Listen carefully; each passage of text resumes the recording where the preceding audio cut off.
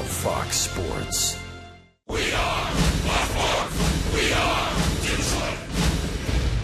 Tigers baseball on Fox Sports Detroit is presented by Bell Tire.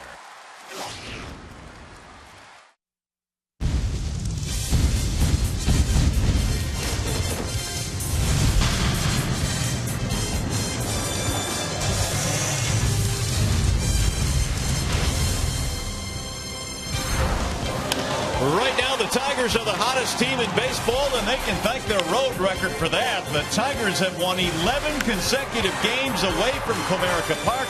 This team is on an absolute roll, and after a long night and a wacky day of travel, the Zubaz-clad Tigers arrived here at Progressive Field at about 4:20, just in time for BP. It is a gorgeous night for baseball tonight.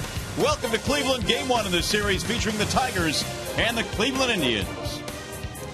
Hi again, everyone. Welcome to Tigers Baseball. Mario and Pemba, Ron Allen, glad to have you with us. Well, it was a long night last night. Of course, the Tigers finished their game in Boston really late. Their plane broke down on the tarmac. They flew to Cleveland today, and hopefully, Rod, that will now slow down this runaway freight train in the Central Division. No issues tonight with the Detroit Tigers, and I thought everybody handled that situation last night with a smile on their face. Give Brian Britton, the traveling secretary, a lot of credit. He was the guy that had to get the new plane to get the Tigers here. Adrenaline usually carries you through that first day when you have a hectic schedule. Tomorrow will be the test. All right, now Miguel Cabrera, he's been absolutely outstanding in the month of May, but really more specifically on this road trip, the last 6, he's been off the charts. Well, he's been raking. That's no doubt about that. And he got off to a sluggish start this year, hitting .206 the first 15, 16 games of the year. But since then, he's up around 400, 500. And the reason for that, he's driving the ball the opposite way with a lot of authority, and he's reaching the seats in that direction. Take a look at his numbers on this road trip. And I'm talking about big hit after big hit. The batting average is over 450. The OPS is over 1,200. He's hit a couple of home runs, 10 RBIs, but he's kept the line moving. He'll take that lousy single. That will get Victor Martinez to the ditch. Both Victor and Miggy are hitting .375 in the month of May. They are on some kind of pace right now. Best 3-4 combination in all of baseball. Yeah, the middle of the Tigers lineup is certainly clicking, but really, what is the strength of this team? Got to be the starting rotation. Extremely deep. The best rotation in baseball. Part of the reason they're deep, Drew Smyly having a really good year. Well, he's at number 5 starter, but he's got really good stuff. He basically neutralizes all left-handers on the other team. Terry Francona has kept most of the left-handers out of the lineup against Smyly. That's how good he is against them. 2-2 this year with a 2.70 ERA. He's got that fastball that will get up to about 95. He's got a real nice cutter, about 89 to 91. Nice breaking ball, real good changeup. And something to watch with Smyly is the fact that they want him to throw more changeups to the right-handed batters to keep them off balance. And if he continues to do that and that pitch continues to evolve, he's going to be outstanding. All right, we're happy to have you with us here tonight. After a short break, we'll send you back to the Call Sam Studios and check in with Trevor Thompson. Coming up tonight, 2 teams heading in opposite directions. The Tigers, they're going up. The Indians, well, they're going down. Tigers have tried. Coming up next.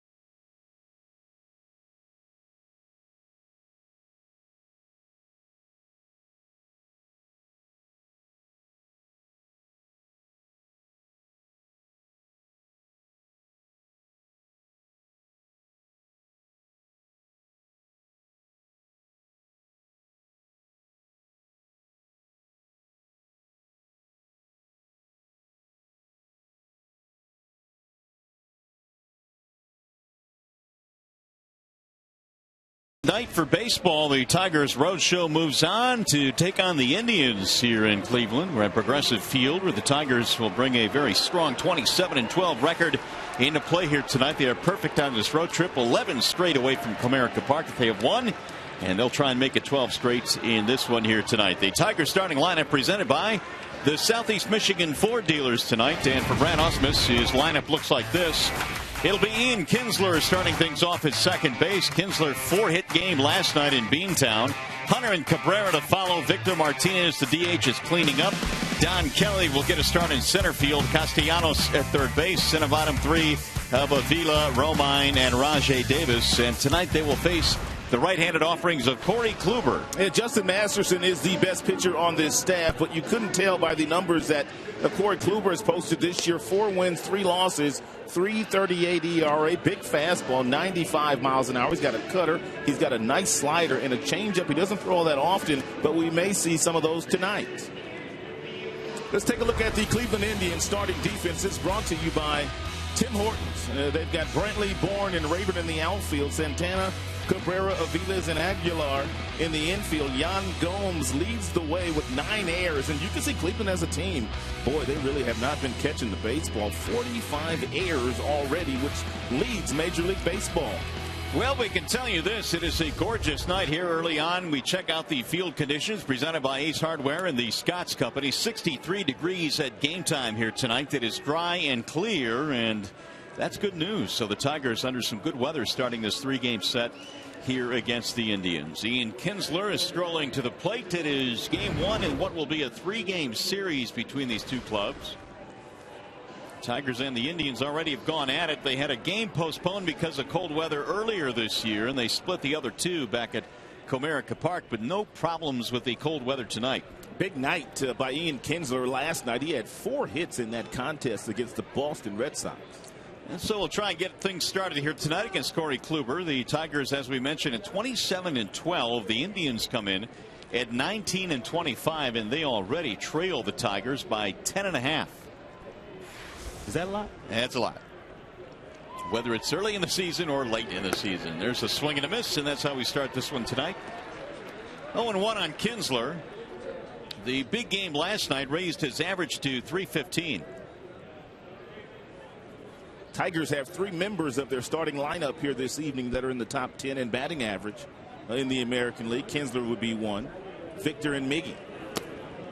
That sinks down low to Kinsler. 1 ball and 1 strike. Well, there's a stark contrast in lineups here tonight, as you might expect. The Indians have struggled offensively, and the Tigers, of course, have been hitting the cover off the ball. They had a really good series in Boston, and that one is ripped foul. It wasn't supposed to be this way for the Indians this year. No. They won 92 games last year. And the way they finished in the month of September, they came into this season with a lot of experts out there expecting them to challenge the Tigers for the division. Well, you mentioned they've not been catching the baseball. That's been part of the problem. Jason Kipnis is on the disabled list, and Terry Francona has found it rough sledding early on. Bouncer back up the middle. Cabrera gobbles it up, and Kinsler is out, 1 gone.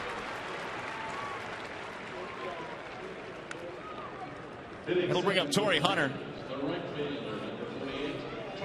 Torrey had a nice series against the Red Sox, 5 for 14. He's hit safely in his last 4. 5 home runs now, including one that he hit out of Fenway Park last night. Literally out of the ballpark.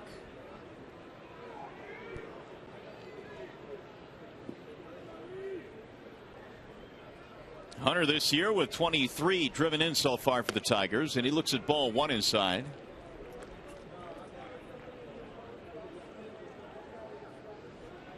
.310 in the month of May, so Torrey has continued what was a hot start the first couple of weeks of the season.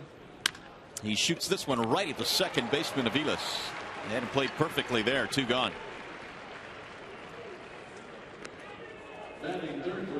Well, that'll bring up Miguel Cabrera now.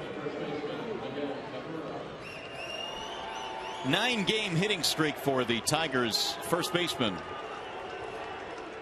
And he has been awfully good against Corey Kluber. The Bernstein advantage brings you the pitcher-batter matchup, and Cabrera has had the Bernstein advantage against Kluber. It just seems like every single night we put some numbers up like that Miguel has against the opposing starting pitcher. And Kluber tries to back him out of there as Cabrera gives a little bit of a look out to the right-hander. No, Miggy didn't like that pitch. 1 ball to no strikes. Cabrera was 7 for 12 in the series against the Red Sox, and with 39 RBIs now, he is second in the American League. It won't be long before he catches Jose Abreu, who is on the disabled list right now for the Chicago White Sox. Miggy stepping out now, apparently something in his eye.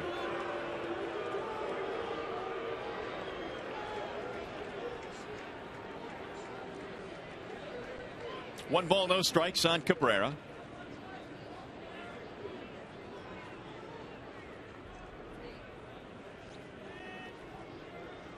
And Miggy tried to hold up, but he went around. A strike called, 1-1. Abreu has 42 RBIs, and then Cabrera 39. Who knows? He may catch him tonight. Kluber ready with the 1-1. Swing and a miss, 1-2. He's got a legitimate swing and miss slider. He also has a cutter at about 90-91 miles an hour, but his slider, he's been getting a lot of strikeouts with that pitch. He's averaging about 10 strikeouts per 9 innings. 28 years of age, born in Birmingham, Alabama, Corey Kluber. Swung on and missed, struck him out, and Cabrera goes down swinging. Tigers go 1-2-3 against Kluber. Here come the Indians in the bottom of the first.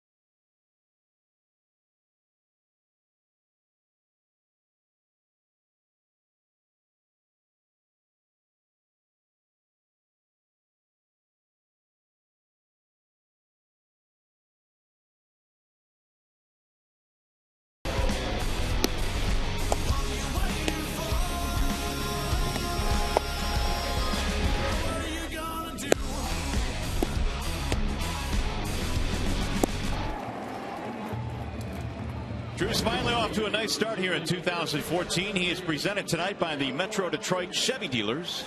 He is the only rested member of the 25-man roster. He flew ahead of the ball club to Cleveland, so he got a good night's sleep last night. 2.70 ERA for Smyly. 30 strikeouts, 11 walks. Opponents hitting .218 against him, and left-handers, boy, they just have no success against Drew.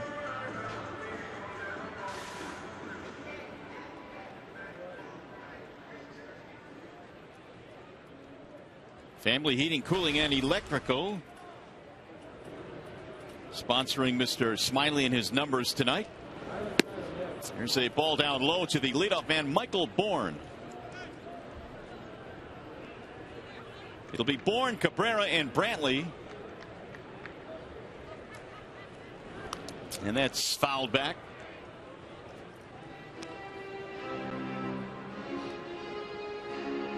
Yeah, really wrong. 1 ball, 1 strike. Bourne batting .252. He's hit 1 home run this year. A couple of steals, but he's been caught 3 times. And that is foul tipped. The Indians this year have really struggled against left-handed pitching. 4-11 against lefties this season. We'll see if that continues here tonight. There's a wave and a miss, and down goes Bourne.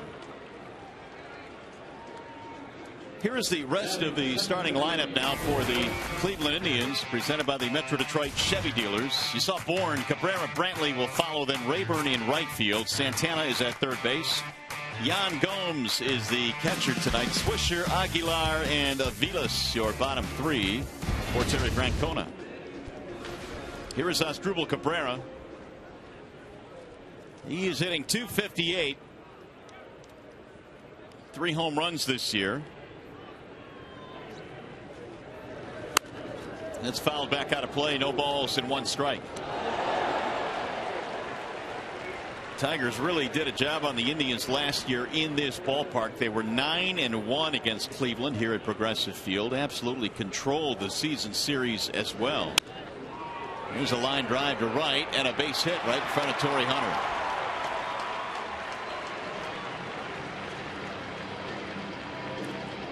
While we have a moment, let's set the Tigers defensive alignment.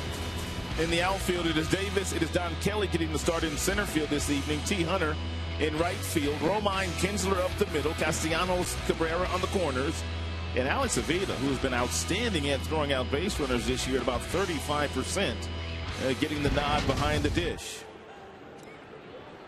Avila had a big knock in the ball game last night against the Red Sox. Here's Michael Brantley. His homer this year against the Tigers, batting .287 overall, and he's hit 8 home runs this season. And Brantley really has been their one constant offensively. He's knocked in 32. Hitting in the number 3 spot.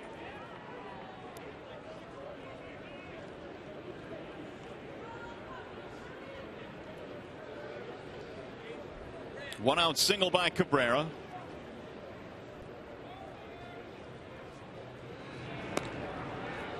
And the chase has Drupal back to first base, being held there by Miguel Cabrera.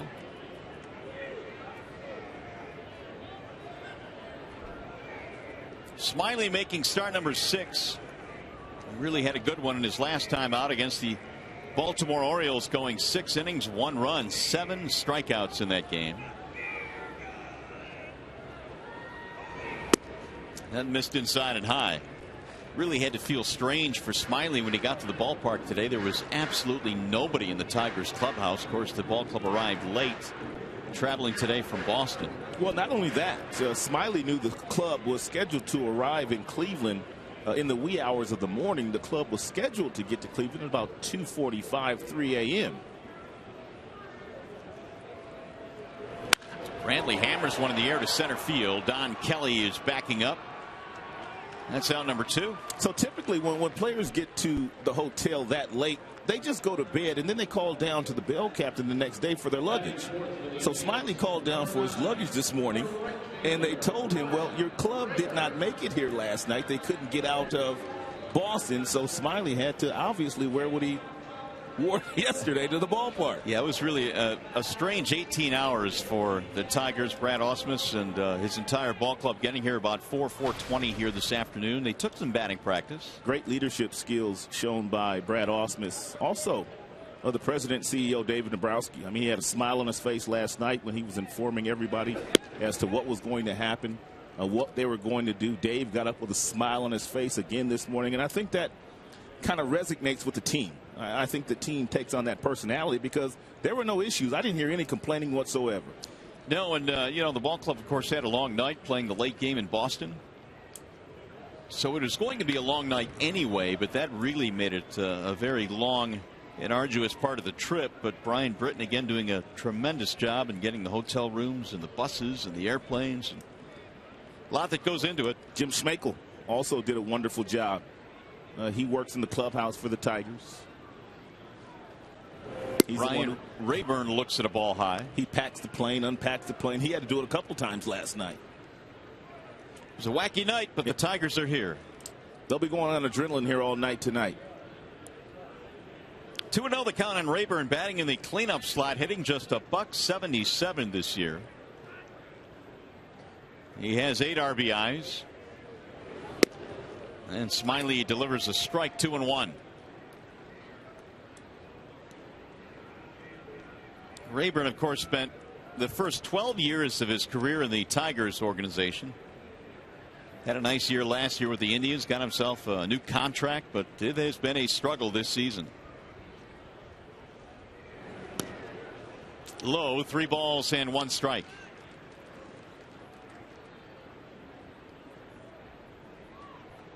Rayburn this year batting just .150 at home here in Cleveland, and a lot of these Indians have really struggled here in this ballpark, and overall as a team they're batting just .244 this year.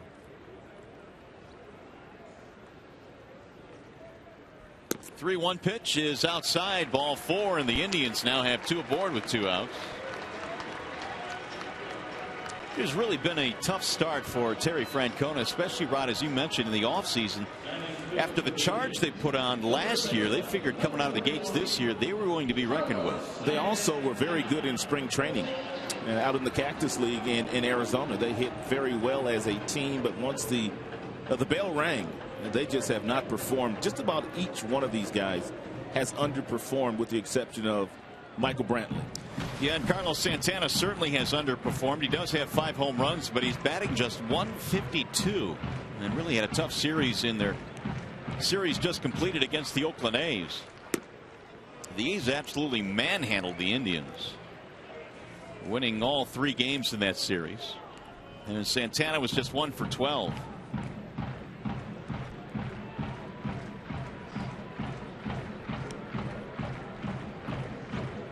Here's the 1-0. Bouncing in, blocked there by Avila. 2 balls and no strikes on Santana. Already a lot of slow breaking balls thrown by Smiley at 77 and 78 miles an hour. He was able to strike out Michael Bourne, the first hitter, with a couple of really good breaking balls, but he's missed with the other breaking balls he's thrown here in the first. Prompting a visit from Avila. Tigers won 15 of the 19 games last year against the Tribe. Tribe really had no problem beating up on teams with lesser than 500 records, but teams with better records, they weren't very good at all. Well, they've got an early chance here with 2 on 2 outs. We're in the first, no score.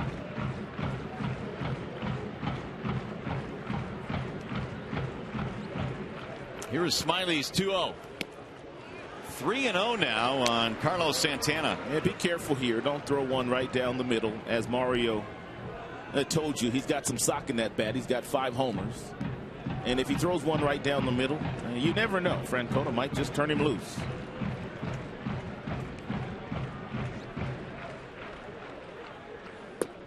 Taking ball 4. That was not close. And now the bases are loaded. Back-to-back walks by Drew Smiley. The base on ball is something that Tigers pitchers have not really had to deal too much with. And Smiley is the same way. He has really avoided the walks for the most part. Well, apparently Jeff Jones has noticed something in the delivery of Smiley, and I'm sure he'll make that correction. Jones is really good at detecting when some of his pitchers get out of whack.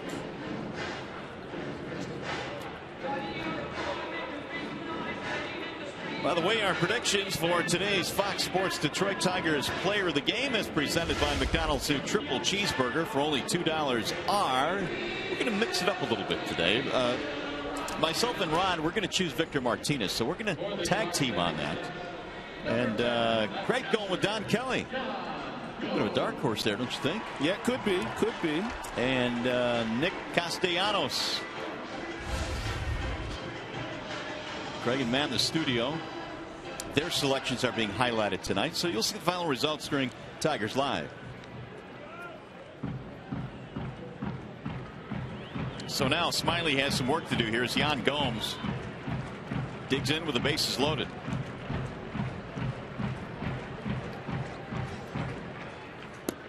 And strike 1 right at the knees on Gomes. .262 batting average. He has hit 6 home runs this year.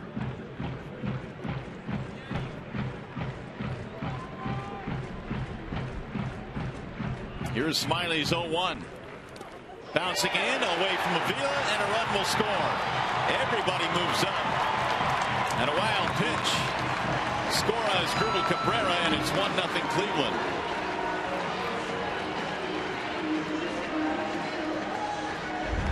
Avila usually very good at helping out the pitchers when they bounce the ball in the dirt, but he could not do anything with that one.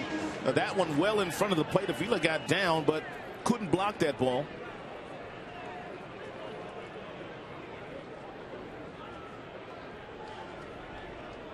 Phantom cam with a look at that last wild pitch. And so the Indians have taken the 1-0 lead. 1 ball, 1 strike to count on Yan Gomes, and he hits one toward the left side of the infield. Nice play by Romine. Long throw to get him. Had him played perfectly. Terrific play by Andrew Romine, ending the inning, and so the Indians will settle for 1 run. Romine showing some leather here and some rain.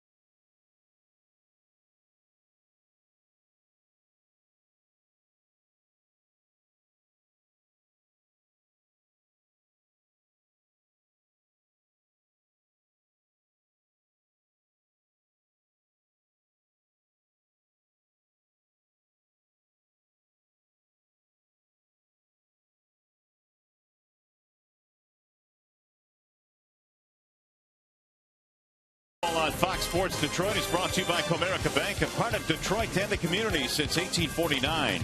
By Ram Trucks. The Ram 1500 is Motor Trend's 2014 Truck of the Year and first ever back-to-back champion. And by Kraft Salad Dressing. Back here in Cleveland as the Tigers and Indians open up this series here at Progressive Field. The Indians getting a run in the first inning and a wild pitch by Drew Smiley.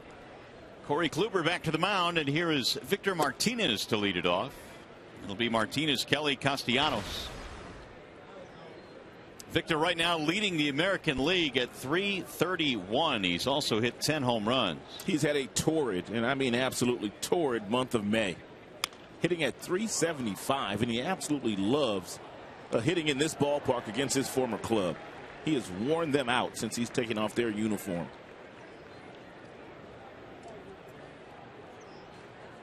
Victor is already just 4 home runs shy of his total of 14 in the home run column last year.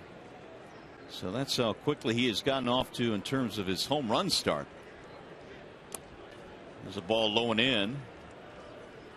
2-1 on Victor Martinez, the former Cleveland Indian who spent 7.5 years of his career here in Cleveland. trying to get something started here in the top of the second. Now Kluber with the 2-1.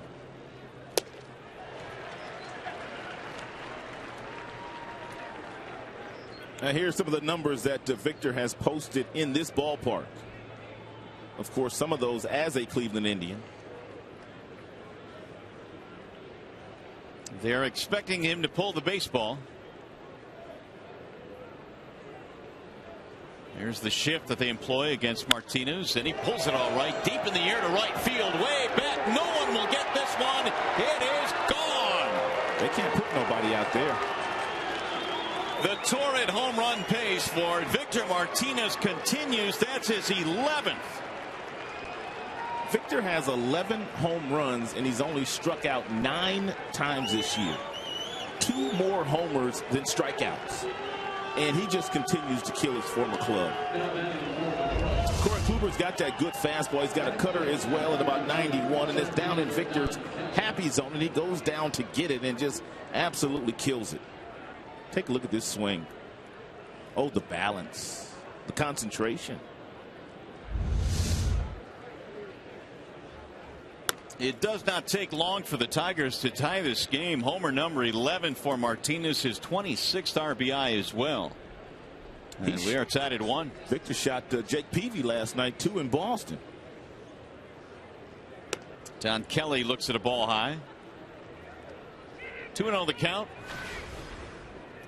Kelly batting .310, getting the start in center field tonight as Austin Jackson gets the night off. That's one of the things that Brad Ausmus was talking about his club last night when he was addressing the media. The fact that even when they fall behind, they seem to counter in that very next inning. Now, they've got a lot of professional hitters, a lot of veteran hitters, a couple of youngsters sprinkled in, but no lead is really safe when the offense is clicking on all cylinders as it is right now. Kelly takes high and away, 3-1.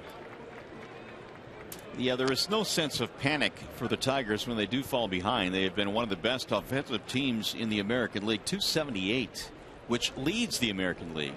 Kluber really has had no difficulty keeping the ball in the ballpark. That's only the 4th home run he surrendered this year. That's it for a strike. 3-2 now on Don Kelly. Nick Castellanos waiting on deck.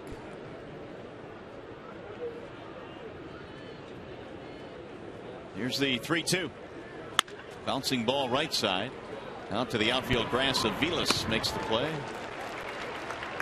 We talked about the fact that Victor's played long ball here already today, and last night he got himself a fastball from Jake Peavy, and that ball got into the Boston Red Sox bullpen in an absolute hurry.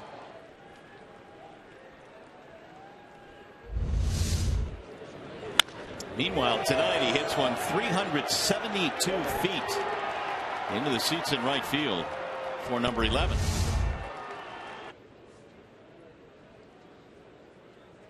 Here's Castellanos with 1 out. Nick shoots one back up the middle into center. Solid single for Castellanos. Castellanos doesn't miss his fastballs, does he? He loves them fastballs. And the Tigers now have their second hit.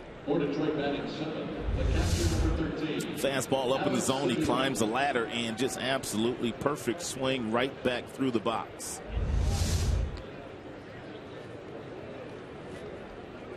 We'll bring up Alex Avila.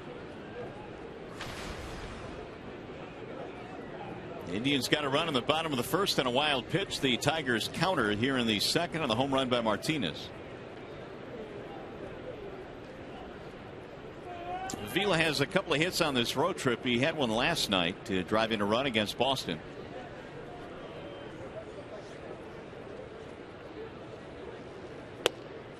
And he looks at a ball high and away, 1-0.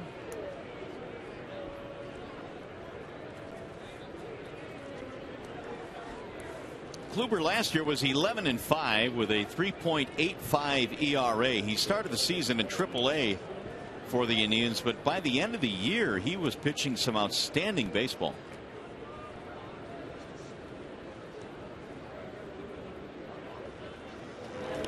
That'll bounce in, knocked down by Gomes. 2-0.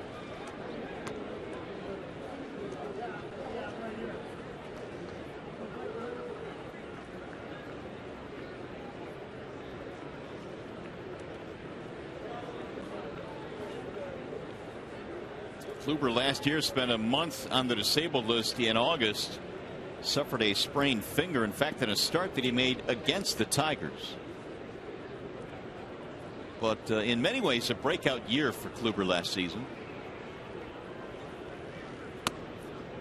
And he missed again. 3-0 on Alex Avila. Avila has swung at a lot of 3-0 pitches this year. And it doesn't necessarily mean he'll do it here, but he does have the green light if he chooses to swing at a fastball.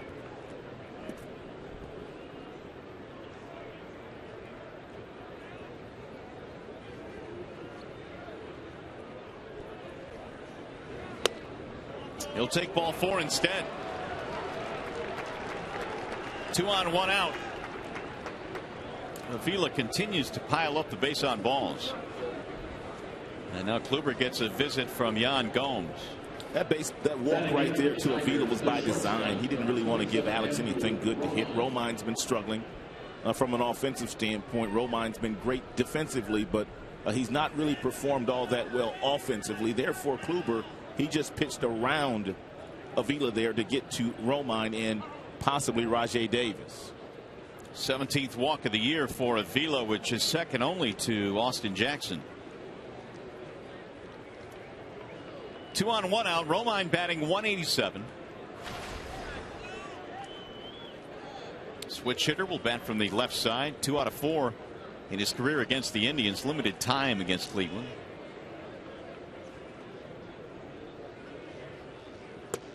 And he takes strike 1 in the outer edge. Romine, great play in the bottom of the first inning to end that frame. He's been extremely solid defensively for the Tigers. Trying to pick up Castellanos and Avila. Bouncing ball, right side, a foul ball. Aguilar went down there to knock it down. Nice play, but it was foul. He's a big body guy, isn't he? It's our first look at him. He's a big boy. Look at them legs. And he showed a little bit of athleticism here getting over to that ball. Called foul by Gabe Morales, the first base umpire. Got legs like a linebacker.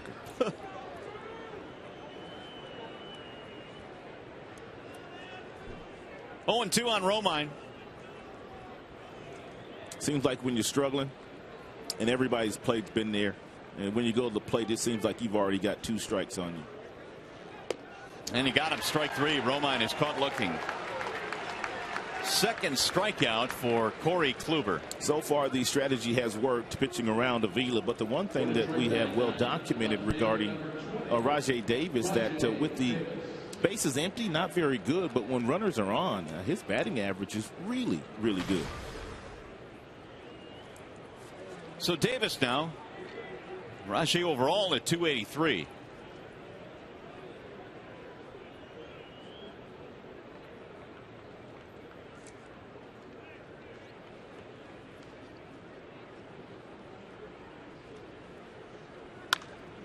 That'll go foul off the end of the bat, back toward the Tigers dugout. No balls and 1 strike on Rajai.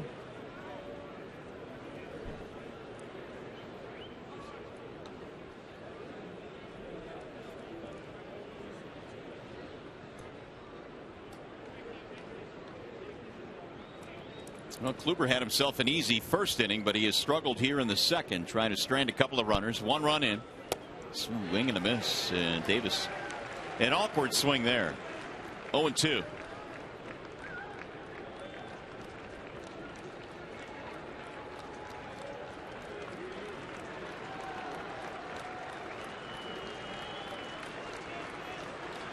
Kluber now is up to 31 pitches in this game. And he's trying to finish off Rajai Davis. The 0-2. Swing and a miss. He got him to chase. So back-to-back strikeouts. Romine and Davis. Tigers strand 2, but they score with a home run from Victor Martinez. He went deep last night in Boston and does the same here tonight in Cleveland.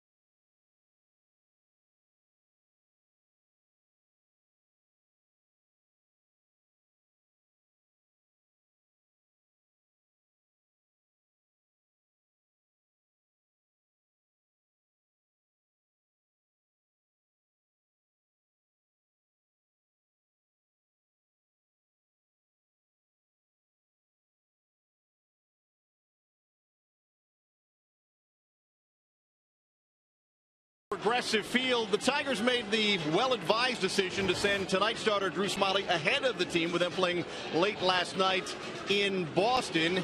And so Smyly was the only member of the team to make his way to the Tigers clubhouse here. And for a long time, he was the only guy here. He has sort of a dry sense of humor, and he tweeted this out while waiting for his teammates. With his feet up, it's usually not this quiet 3 hours before game time. I'm sure it would have been the little smiley face after that. Drew Smyly waiting for his teammates. They're here. They're even with the Indians right now. Mario, Ryan? All right, Keats, thanks. So Smyly looked like he was enjoying some pizza there. I like that pregame meal. Yeah, had the TV all to himself. They got some video games in the clubhouse, so he had nobody to battle.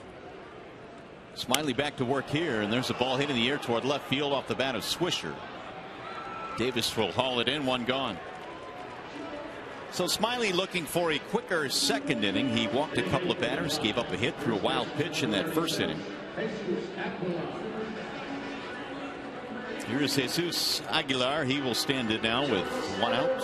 He was having a good season in AAA, batting .298 with 8 doubles, 7 homers, and he had driven in 19 in 37 games. Recalled from Columbus, their AAA team, on May the 15th. Ball one missing away. Only 23 years old.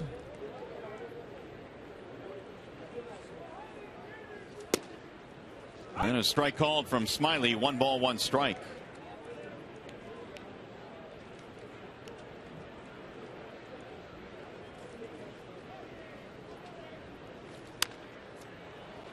He'll get back into the seats.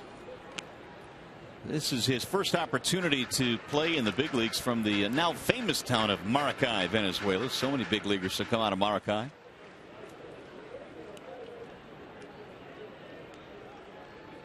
.6'3", 250 is his listed height and weight.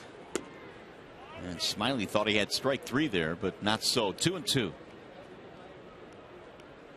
Drew struck out Michael Bourne to start the game for his only strikeout so far. And give him another. He went around for strike 3. Aguilar is out, 2 away.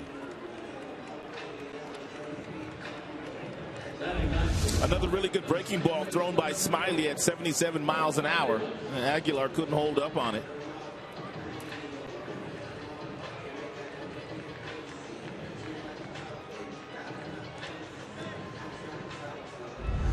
So with 2 outs, here is Mike Aviles,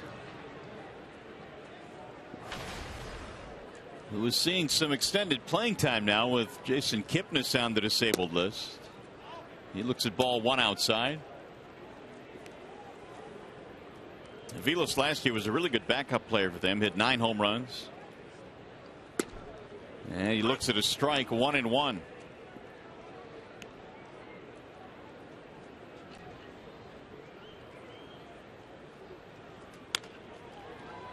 In the air to shallow center field. Romine going back. He'll run it down to end the inning. So Smyly indeed gets a very quick 1-2-3 second. As we go to the bottom of the second, we remind you Tigers baseball tonight is presented by Bell Tire.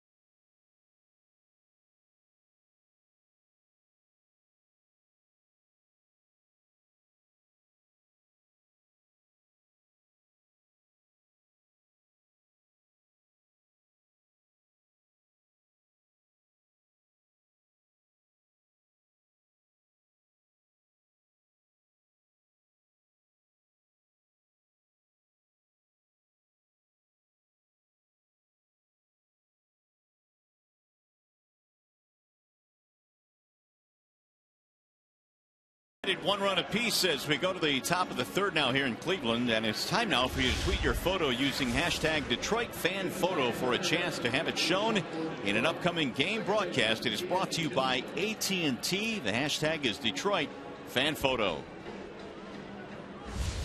So after the Tigers tied it up at 1, here they come in the third now. Kinsler will start things off.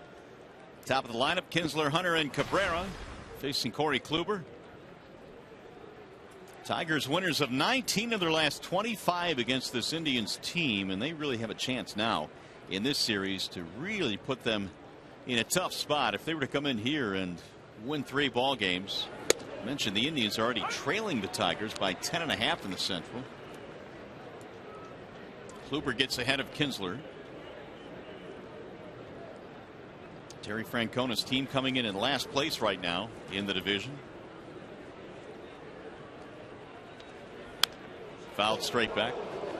Well, with each passing day, Rod, we see what Ian Kinsler continues to mean to this ball club. He just does so many things very well. We knew that he was a good player when the Tigers would play against the Texas Rangers. He always did something, whether he was stealing a base or whether he was hitting a homer.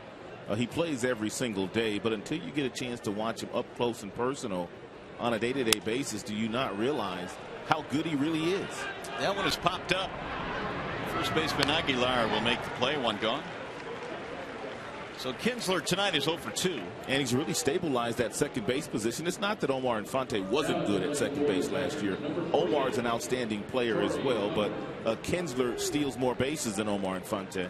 Yeah, and he's given the Tigers a table setter. He has really done a good job of getting on base, scoring runs. He leads the team in runs scored. Scored 29, which ranks 5th.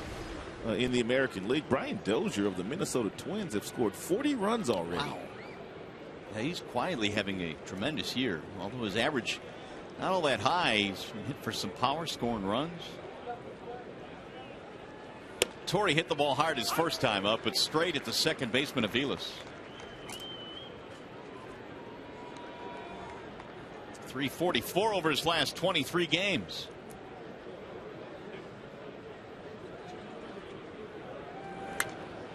Fouled straight back.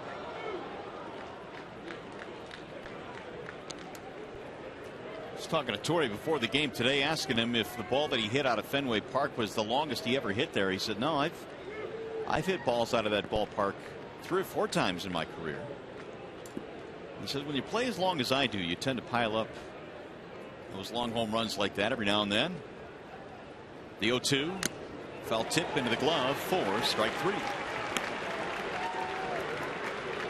Let's take a look at our Bell Tire pitch by pitch. The confrontation between Kluber and Miguel first time up, and Miguel still has a scowl on his face. He didn't like this first pitch. But then Kluber went on to strike him out on 3 consecutive breaking balls, and Miggy still had some words for Kluber after that. So we'll see how this second confrontation goes. Cabrera 9-game hitting streak. He was 7 for 12 in that series against Boston.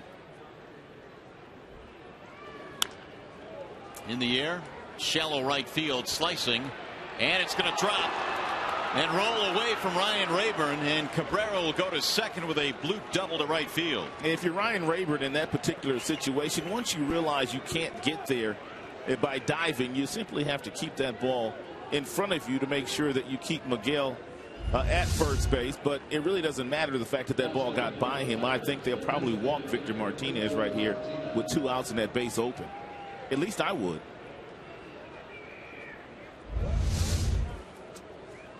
It's funny, the Tigers the last couple of years have had guys that have been up there in intentional walks, whether it was Cabrera or Prince Fielder. Now Victor Martinez getting that same type of treatment.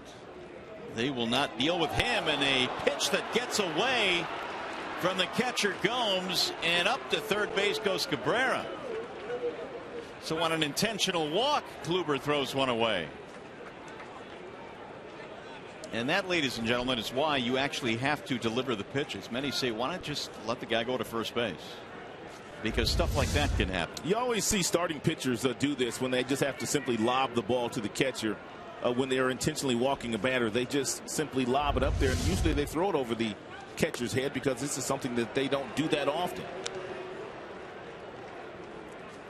This will be the 8th intentional walk of the year for Victor, trailing Fielder and David Ortiz.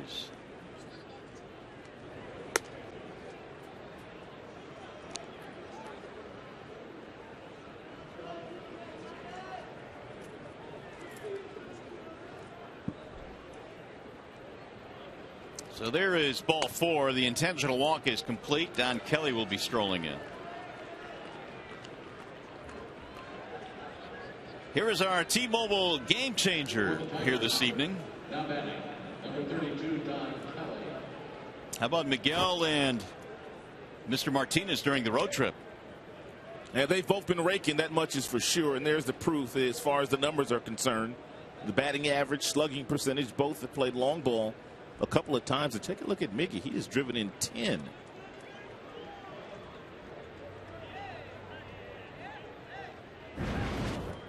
So here is Kelly now, who bounced out his first time up. Those numbers coming into play here this evening. And a strike called on Kelly. I mean, the 3 and 4 combination right now for the Tigers has clicked as well as any 3-4 combination in baseball, I think. Well, really the last few years the Tigers have had the best 3-4 combination in baseball. It was Prince Fielder with Miguel Cabrera the last 2 years. Drilled toward left center field. That ball is hit well. That ball is sailing and caught right in front of the wall by Brantley. He's a good defender. He's a good player, Michael Brantley. He ran that one down nicely. That looked like a gapper. So the Tigers get a double and intentional walk. 2 men left.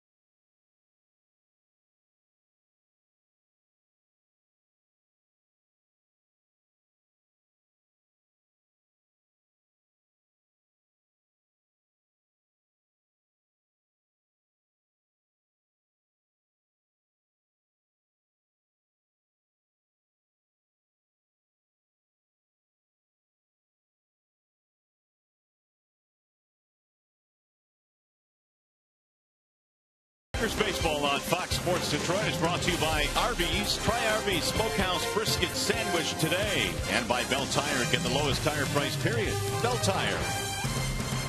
Victor Martinez has gone deep in this contest. The only Tigers run. His 11th home run of the season to tie the game at 1. Here come the Indians now. We've got Michael Bourne coming up here in the bottom of the 3rd. And Smiley delivers a strike 0-1. Drew had himself a 1-2-3 second. Bourne struck out in the first inning, 0 for 1. It'll bounce in, 1 ball and 1 strike. Smiley in search of his 3rd win of the year, came in at 2-2. Really good ERA of 2.70. And he throws a strike. 1-2.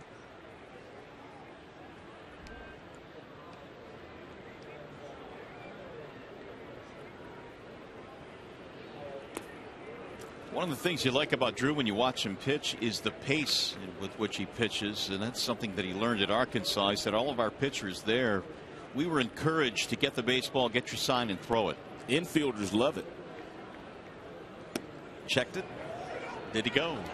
Sure did, said third base umpire Tim Welke. That's the second time that he's already punched out Michael Bourne, but we told you coming in that left-handers really have had no success whatsoever this season against Drew Smyly. And there's another one of those really slow breaking balls.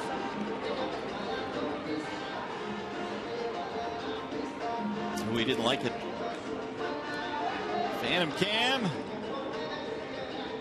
shows that he just barely went around.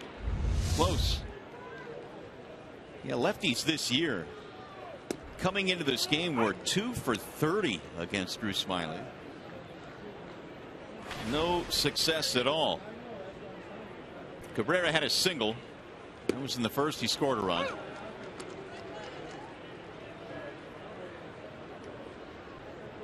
He leads their ball club now with 25 runs scored this year. The 0-2 is fouled away.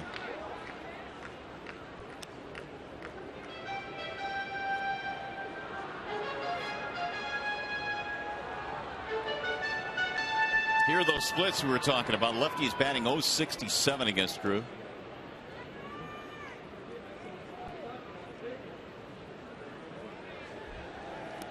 Bouncing in, 1 ball and 2 strikes.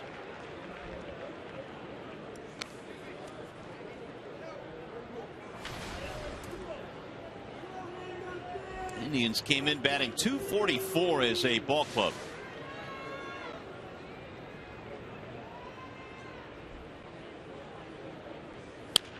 Pulled foul down the third base line. It's one of the reasons why they're having such a poor season thus far. They're not really hitting as a team, and they're also making a lot of mistakes defensively. Lots of unearned runs given up to the opposition.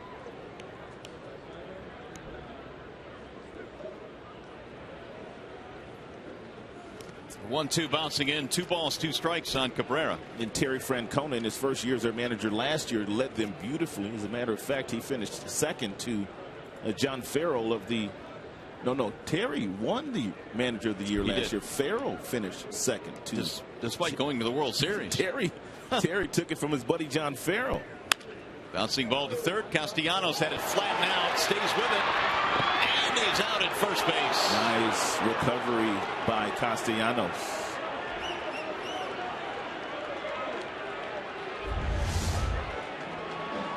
Didn't catch it cleanly initially, but he didn't panic. And he grabbed it with the bare hand, threw flat-footed, and apparently he looked like he got him, but we'll see. See if the Indians want to challenge this play. They should challenge it. No, he was out. Yes, he was. And I'm sure the replay folks for the Indians will let Mr. Francona know that as he continues to waste time now. These new rules have to be tweaked.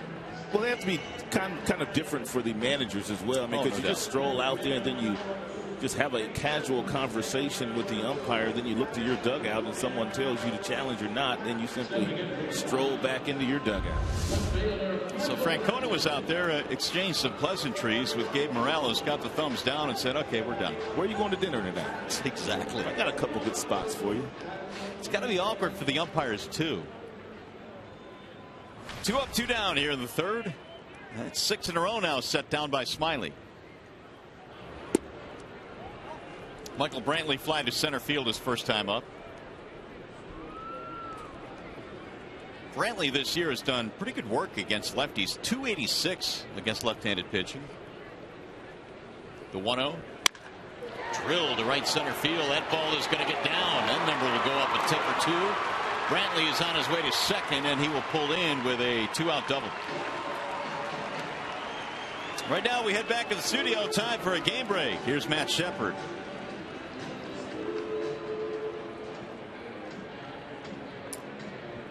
Stepping to the plate for the Rockies, right fielder, Ryan Rayburn.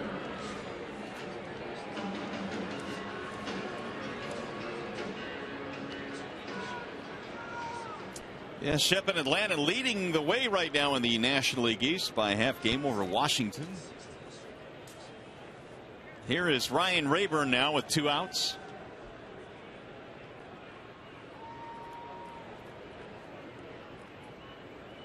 That was the second hit of the game for the Indians. And that one bounces in 1-0. Meanwhile, Brantley now has hit safely in 16 consecutive home games here at Progressive Field. He loves hitting in this ballpark. His career numbers, Brantley, in this yard, 337 since he came to the big leagues. Indians have the go-ahead run in scoring position. 1-1 ball game. We're in the third. Rayburn walked in his first at bat. Swing and a miss. 1 ball, 1 strike.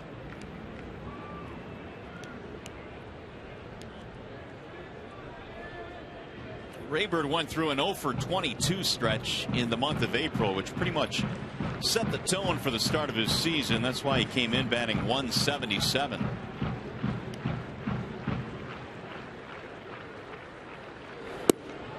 Ball outside, 2-1.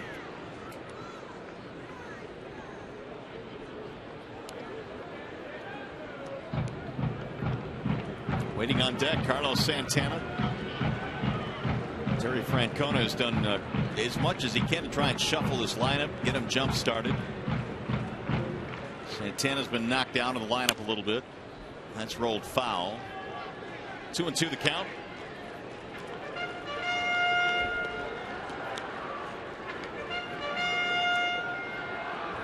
Here's part of the problem for Ryan. 2 for 11 with 2 outs, men in scoring position. Brantley with a 2-out double.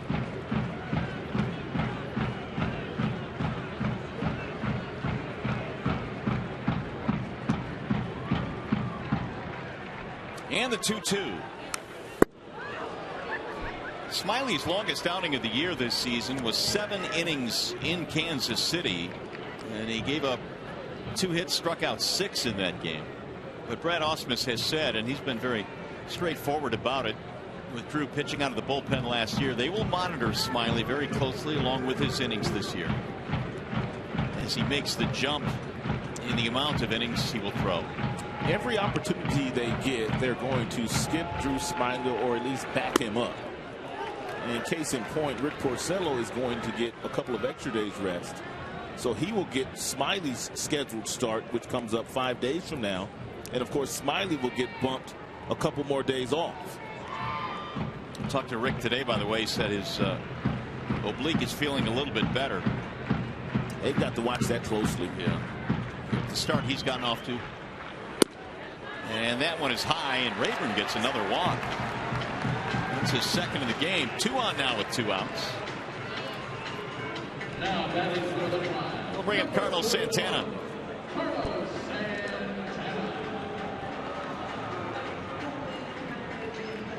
So Smiley, after a routine second inning, has given up a double and a walk here with 2 outs in the third.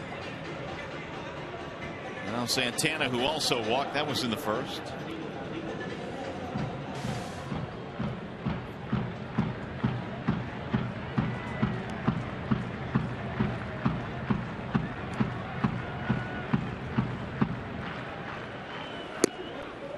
In there for a strike. Santana, like Rayburn, had a long stretch in the month of April in which he scuffled. He had an 0 for 18 stretch. Had only 1 hit in the just completed series against the Athletics. Bouncing ball to third. Castellanos backs up. Santana is out, and the threat is over.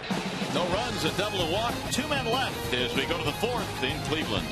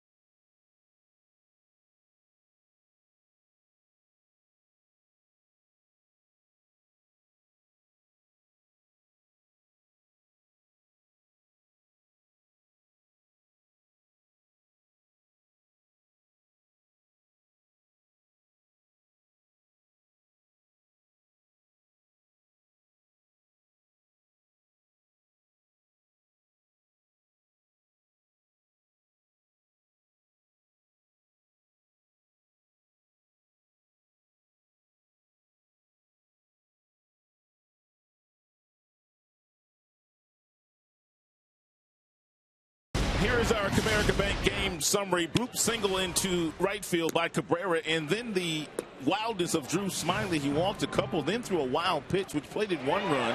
But that was all the damage, but that lead didn't last very long. Victor Martinez hitting .360 on this current road trip. He punishes a Corey Kluber fastball down in the zone for a solo shot, and we're now tied at 1. So as we go to the 4th inning, it'll be Nick Castellanos to lead it off. Castellanos, Avila, and Romine. These are the 6, 7, and 8 hitters for Brad Ausmus. And Castellanos got himself a fastball his first time up from Kluber and hit it right back through the gut for a solid single. And Nick looks at a strike on the outer edge. That's a cutter there at 87 miles an hour thrown by Kluber. More and more starting pitchers are starting to throw the cut fastball. But it's also a pitch. If you make a mistake with it, they go a long, long way.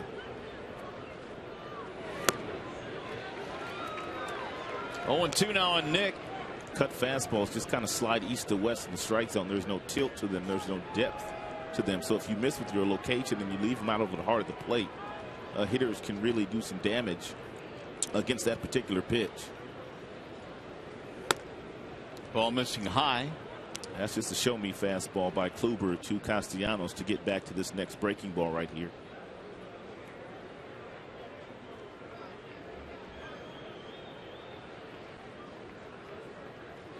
Swing and a miss, and he finished him off with it. So Castellanos becomes the 5th strikeout victim for Kluber in this game. And the previous pitch, a 94-mile-per-hour fastball up. If you're Castellanos, you know he's going back out there with a good breaking ball. You can't look for it. And it's a good pitch at 83 by Kluber that he had Castellanos swinging right over the top of.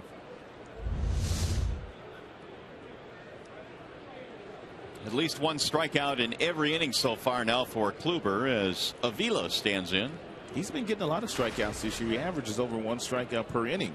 And it does Corey Kluber.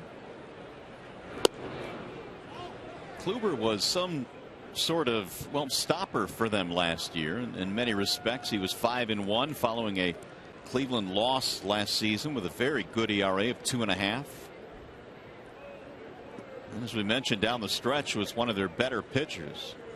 And despite spending some time on the disabled list, Avila tried to hold up, unable to do it. 1 ball and 1 strike.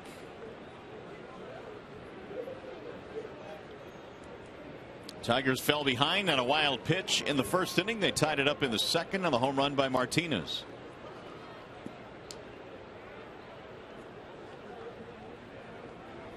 Here's the 1-1 in there for a strike. 1-2.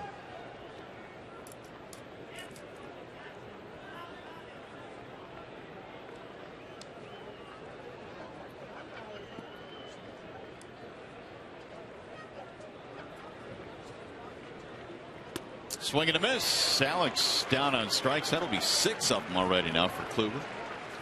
2 outs.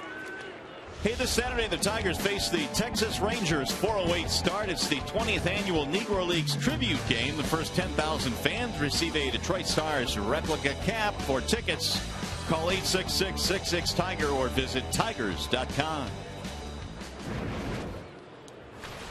2 gone now for Andrew Romine. He struck out back in the 2nd inning.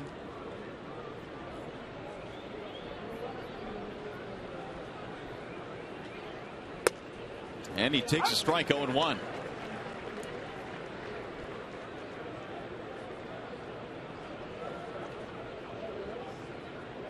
Tigers tonight in search of their 28th victory of the season. They are 15 over the 500 mark.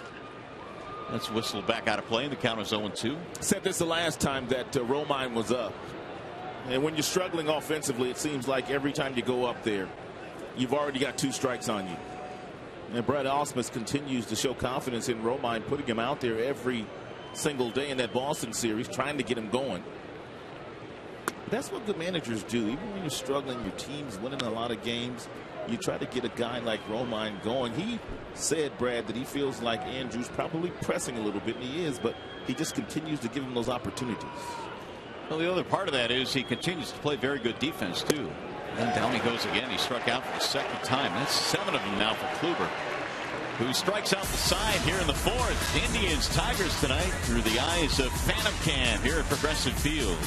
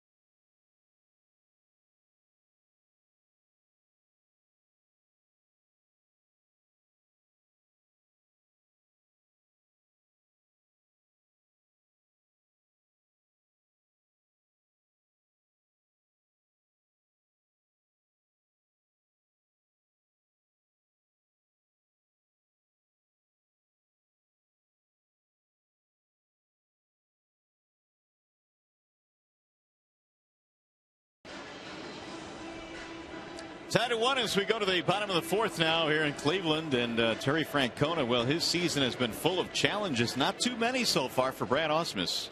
His team is cruising along.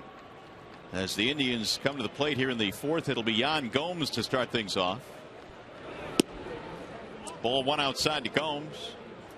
Swisher and then Aguilar to follow. Gomes 0 for 1. He bounced out on a really good play to end the 1st inning. Deep in the hole, Romine made a terrific play to throw him out. Here's the 1-0. And that one is going to get by Romine. Sizzling single to left for Yan Gomes. Well, we mentioned at the top of the show tonight, the Tigers elevator has been going up. The Indians elevator, it's been going down. Well, Tigers are clicking on all cylinders from an offensive standpoint. Their pitching staff, their bullpen has kind of sorted itself out as well, but you can't say that about Cleveland. 8-14 record since the 25th of April. Here is Swisher.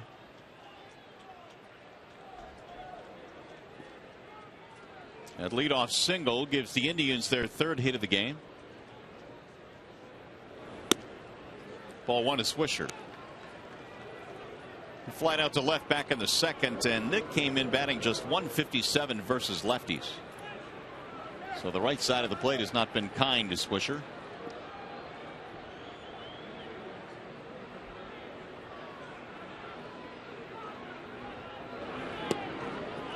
It breaks inside, and the count now is 2-0. He has grounded into 3 double plays this year. And the way that Smiley has confidence in a really slow breaking ball, should he get Swisher out on that front foot prematurely, he could get himself a ground ball here off the bat of Nick.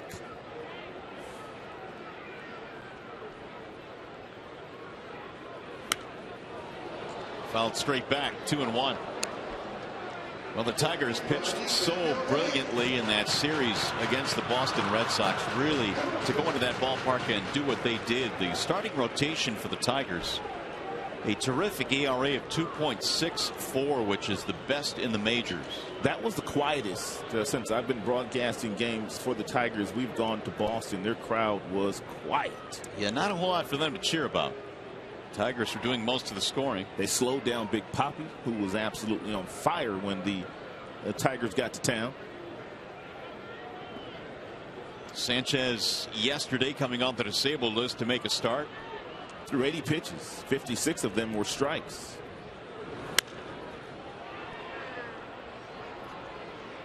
Two and two.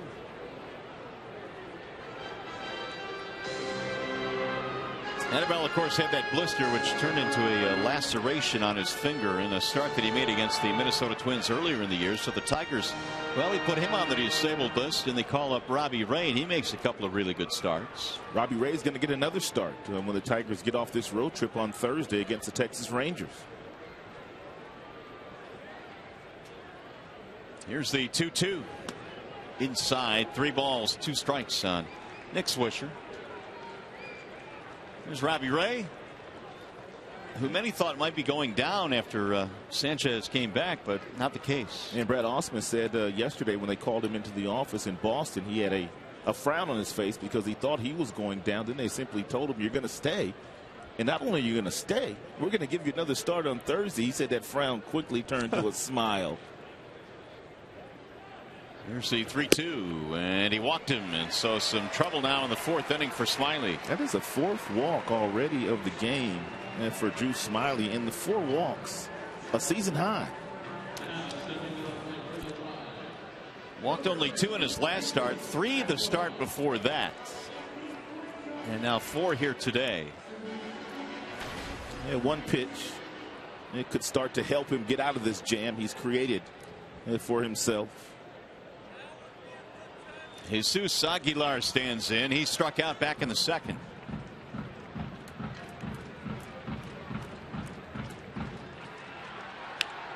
Yanked foul. We mentioned that Aguilar comes from Maracay, Venezuela, which is the same hometown of Miguel Cabrera, Anibal Sanchez. Getting an opportunity for the first time to play in the big leagues this year. Recently called up. .270 career hitter in the minor leagues prior to this season.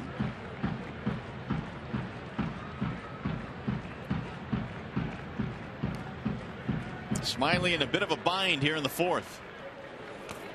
Bouncing in. 1-1. Pitch count up to 63 now for Drew.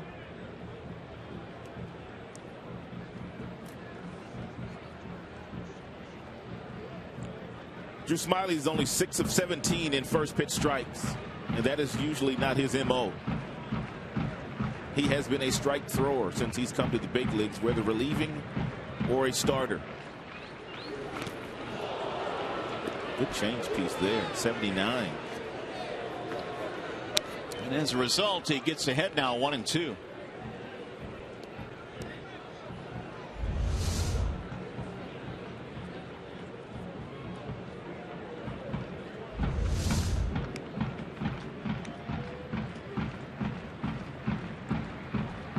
Mike Aviles waiting on deck.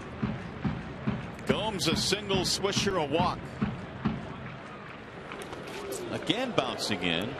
That one well in front of the plate, and Avila did well to stop it. 2-2 the count.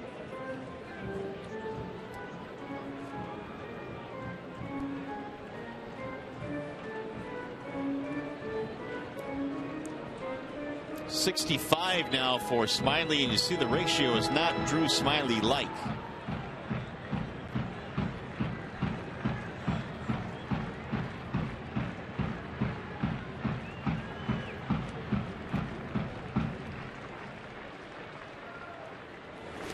And again, bouncing one in to run the count full at 3-2.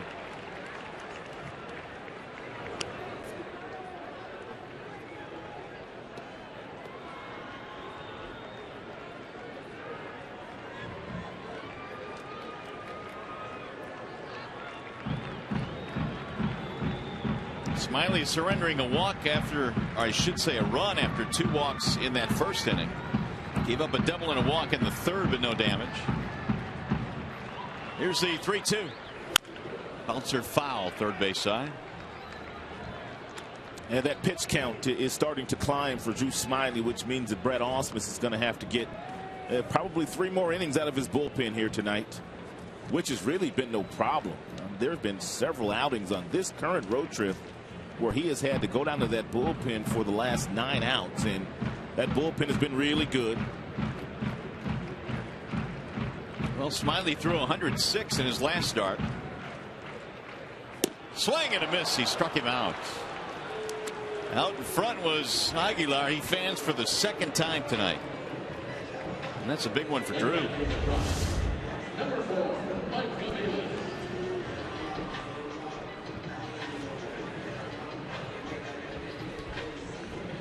He's had that good breaking ball all night long.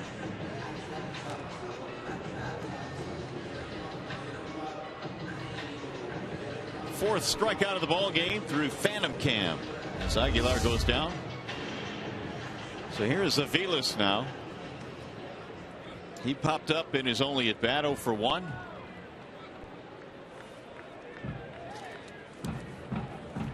Aviles right now at 280. He's hit a couple of home runs this year.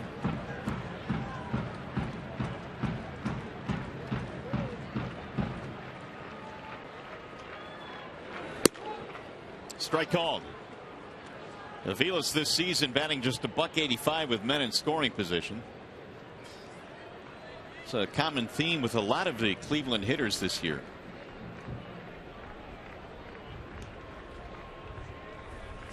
The 0-1 pitch. Bouncing in again. 1 ball, 1 strike. There is action in the Detroit bullpen. That would be lefty Phil Koch. It's about the earliest I think we've seen Koch warm up in a ball game this year. Well, Brad going to take advantage of the fact that the Indians have struggled this year against left-handers. Phil might get the ball after Smiley here today.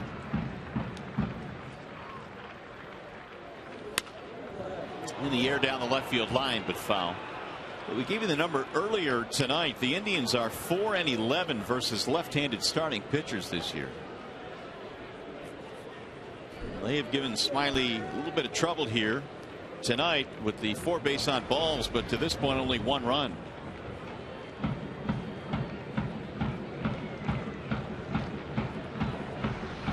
The 106 pitch effort for Smiley his last time out against the Orioles. The only time this year he's gone beyond 100 in a game. Here's the 1-2. High fly ball. That is into right center field. Hunter is under it. And Aviles retired. 2 gone. The hitter for the Tribe, number 24. That'll bring up Michael Bourne. Bourne to this point no success against the lefty Smiley. A couple of strikeouts. And he really hasn't performed all that well in the Cleveland Indians uniform. He was really good in Atlanta. He was also good with the Houston Astros, but he has struggled in his tenure with the Cleveland Indians thus far.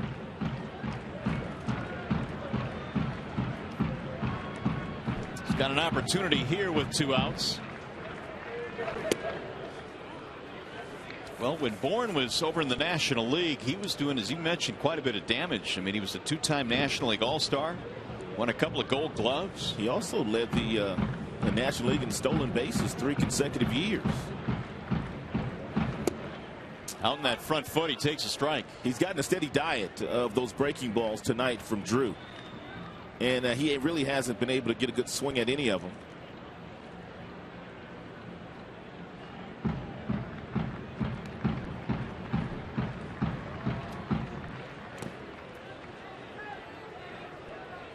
Two and one.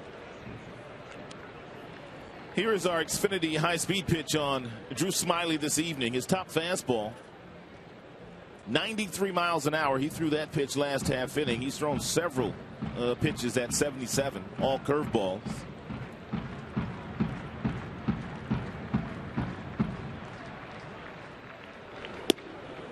Strike called. So it's 2-2 now on Michael Bourne. Smiley started the inning by giving up a base hit and then a walk. And he's one pitch away from closing down this fourth inning.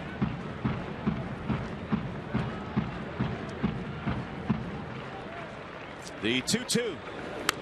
Check swing roller back to the mound. Smiley looked at third. There was nobody there, and now his throw is high at first base. And the bases are loaded in a break, and a big one for the Indians. Well, Smiley could do it all over again as soon as he picks this ball up. He would go to first base. Because Castellanos was playing off the line at third base, he was not going to get to third. You see where Castellanos is. Smiley did not know where he was playing, therefore thought he could get the easy out at third, and Bourne, with his speed, Smiley, after looking to third, no way at throwing him out.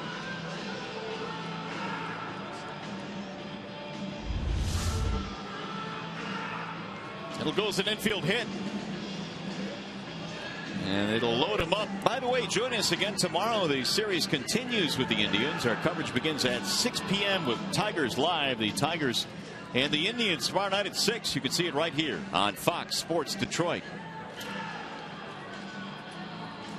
So Jeff Jones comes out and has a chat with Smiley, who has thrown 24 pitches in this inning, 24 to 77 overall. And he is certainly not out of it here as Asdrubal Cabrera stands in.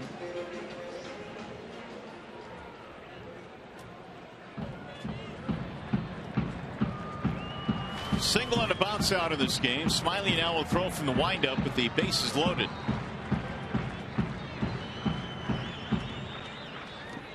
Ball one.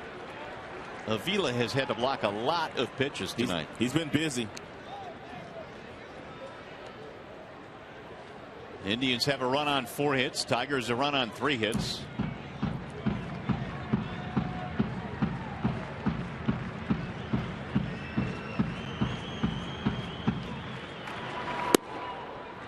Low and away, 2-0. And no parking spot either for Cabrera. 0 for 3 this year with the bases full. He's got a couple of grand slams in his career. He's going to get a good fastball to hit here. Taken for a strike. 2-1. Michael Brantley lurking on deck. A total of 80 now for Drew, and here's the breakdown. He's thrown 27 in this inning.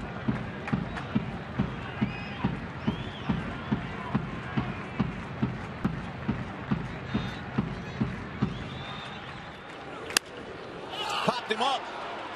Right side of the infield. Cabrera calling and catching.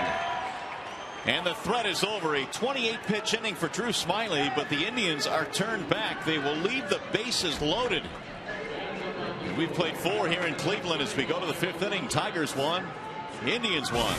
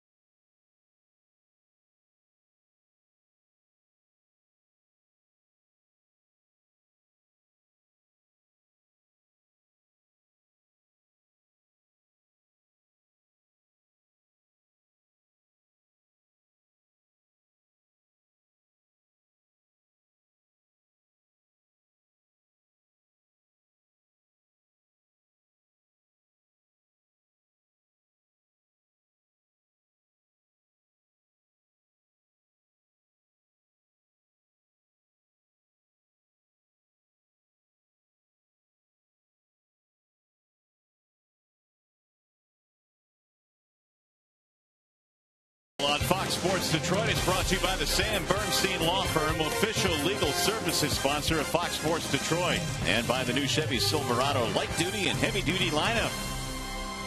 Nighttime beginning to settle in now here in Cleveland. The Tigers and the Tribe hooking up here in game 1 in this series. A run on 4 hits for the Indians, a run on 3 hits for the Tigers, and a golden opportunity, but Asdrubal Cabrera popped up with the bases loaded. And so we're still tied at 1. Here's Rajai Davis. Kluber delivers a strike. Rajai to be followed by Kinsler and then Hunter. Just ran into the skipper out in the hallway. I told him the boys are Jim Leland on fire, and he said yes they are, with a big smile on his face. He's enjoying watching his former team. I didn't know he was here. Yeah, he's here tonight. Just in Detroit the other day. Spent some time in the booth with us in that last homestand. 0-2 the count on Rajai Davis. Corey Kluber struck out the side in the 4th. Here's the 0-2. Little bouncer slowly towards short. Cabrera on the charge. Davis is out by a step.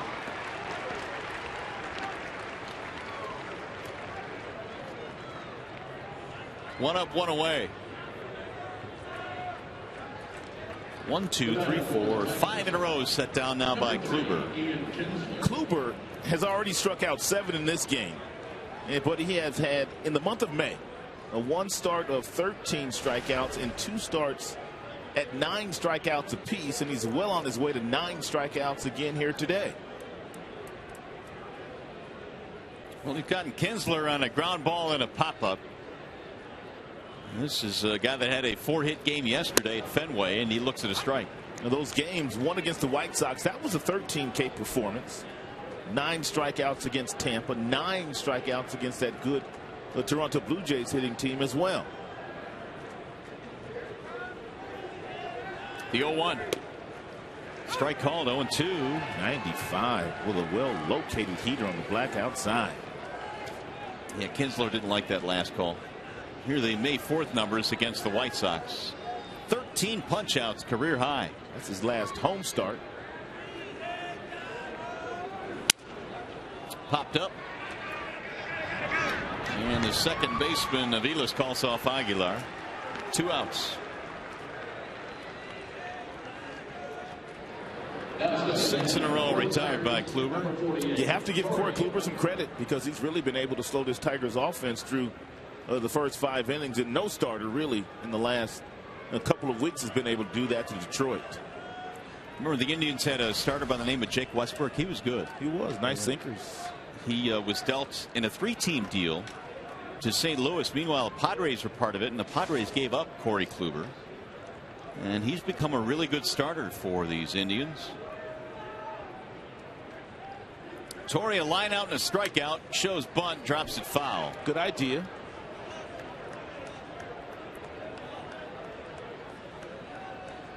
He had Santana deep down at third base. And Brett Ausmus was talking after the game last night, and he said he was going to take the liberty of maybe giving one of his veteran players the night off.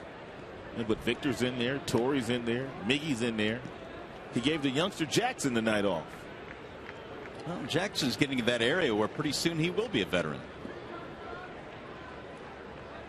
Certainly not to the stature yet of Victor Martinez, who's been around a while. Likewise, Torrey Hunter.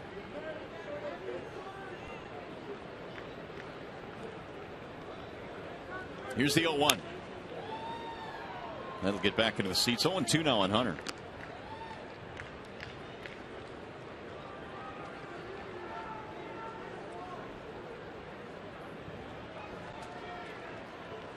Two out, nobody on. We're in the 5th inning.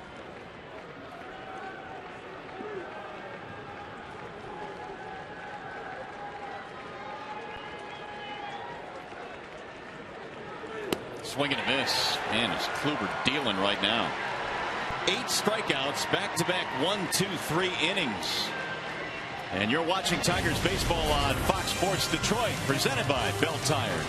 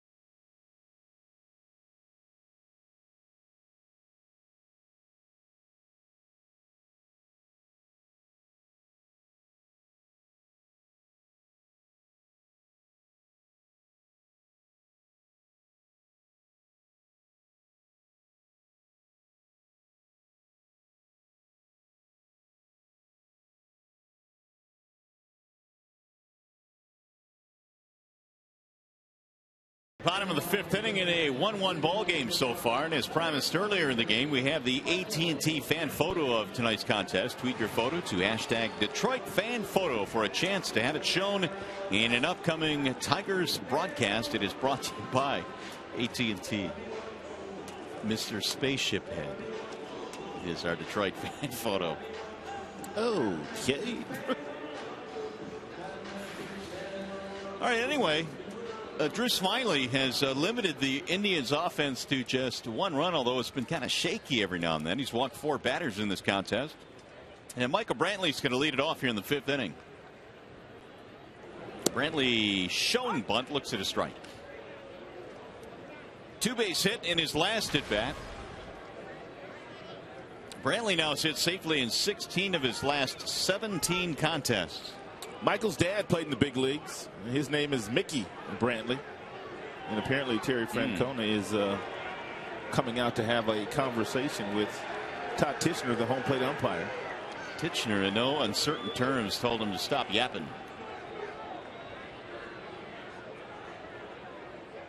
And the way that the Indians are playing these days, you know Francona not in a good mood anyway. Not at all. It's been a struggle for the Tribe so far this year. But of course, Michael, his dad, helped him with his hitting as a youth and continues to help him with his hitting. And he says he talks to his dad every day. Well, Brantley has developed into a really nice piece here in the Indians offense. Came to the Indians in the CC Sabathia deal from the Milwaukee Brewers. You know, I had forgotten about that deal. I mean, it happened so long ago. I was trying to remember where Brantley came from, and it turned out to be a he was a throw-in in the deal. He wasn't even the principal in the deal. Right. We had to wait till the end of that deal when it was finally consummated. It's grounded foul. 1 ball, 2 strikes.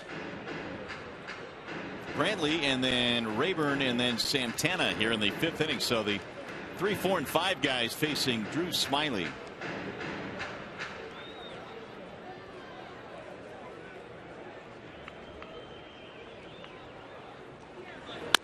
Little chopper back up the middle off the glove of Smyly. Kinsler backs him up, and Cabrera holds on to the bag with his big toe. 1 out here in the 5th. Matt Laporta was the principal in that deal when the Indians acquired Brantley as well. He no longer with the Tribe. No. Big power hitting prospect, first baseman, never really panned out. So with 1 out, here's Ryan Rayburn. He's walked twice tonight.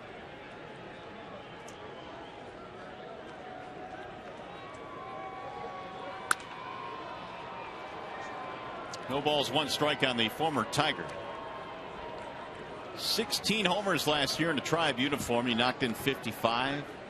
He was a non-roster invitee to spring training last year and for Cleveland, and he made the team. And not only did he make the team, but he parlayed that into a 2-year extension. The 0-1. Right back up the middle into center field, base hit.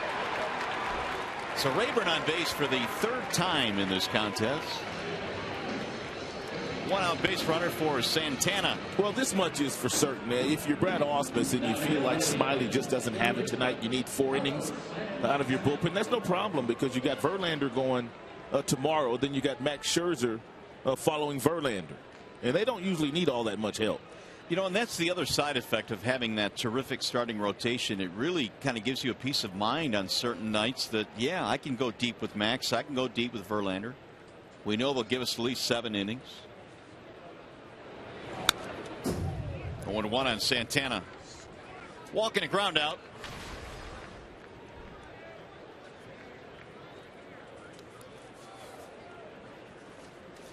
.151 for Carlos Santana this year. I mean, that is an extremely slow start.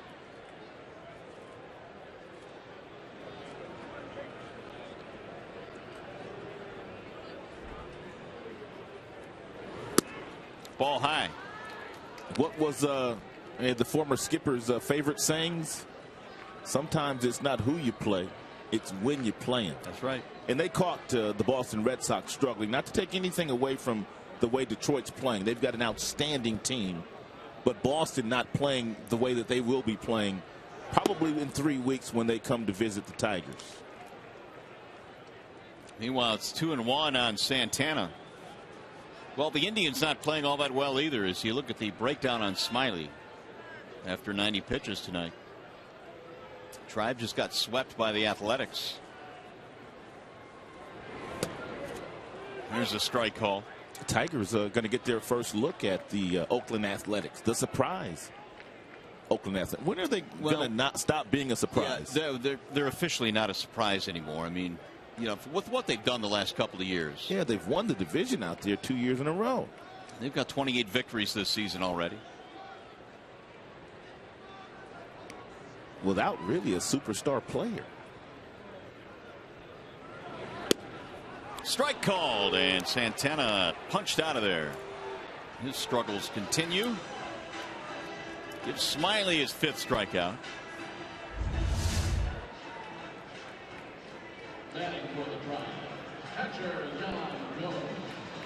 He's had a good breaking ball all day, but the fastball, he has not really commanded that pitch very well. But that's what good pitchers will do when one pitch isn't working and you don't have your best stuff. You still need to figure out a way to compete. And the way that Smiley has competed this evening has been with his changeup and his breaking ball.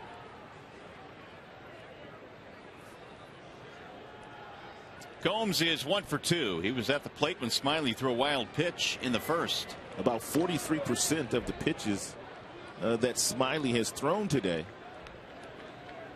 have been breaking balls.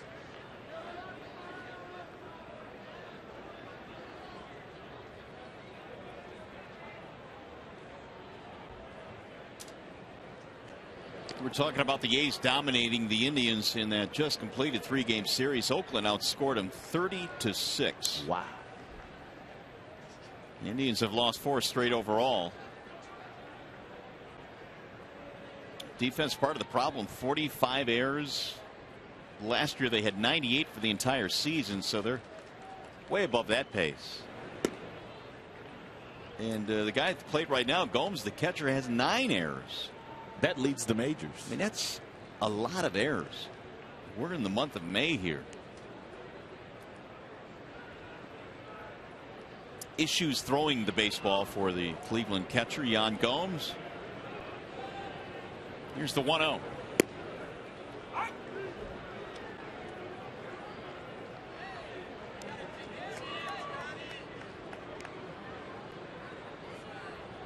There you go. Among the American League catchers, the next closest catcher is Tyler Flowers with just 3, along with Perez and Pinto.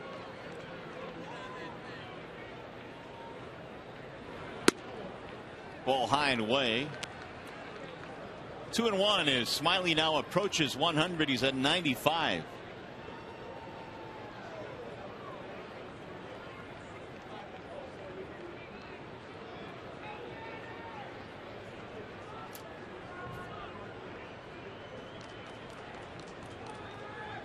The 2-1 high, 3 balls, 1 strike.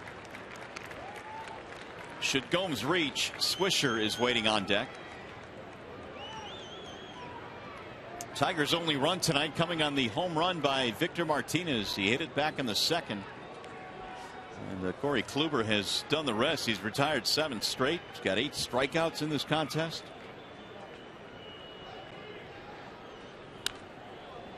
Big swing there by Gomes. 3-2. Tigers wrapping up this road swing with 3 here in Cleveland. Then they come home for just 4 before they head to the West Coast. Yan Gomes is all over that last fastball that Smiley threw. Would not shock me if they threw a breaking ball here in the 3-2 count. The way that he's been so efficient with his off-speed pitch here this evening. Pulled foul. Another heater at 90 miles an hour.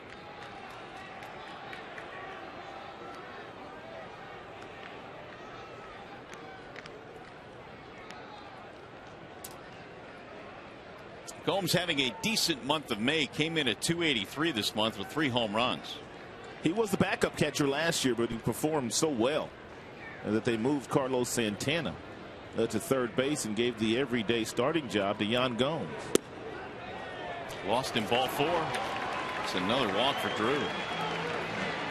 Not accustomed to seeing this. That's 5 base on balls.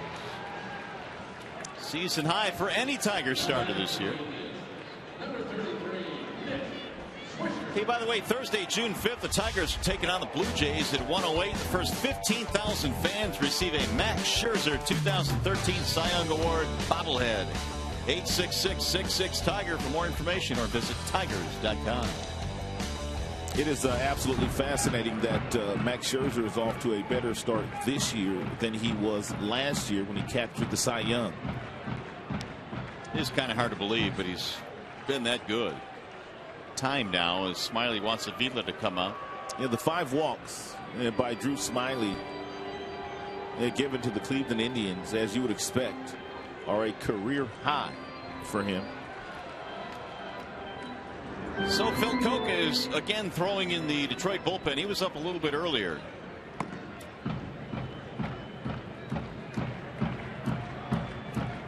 Two on, 2 out. Nick Swisher, the batter. Strike called on Swisher. Yeah, this is the 3rd jam that Brad Ausmus has allowed Smiley to pitch out of. And generally speaking, most managers will give you the opportunity to pitch out of 2. But when you get to that 3rd one, they're usually getting you a little help.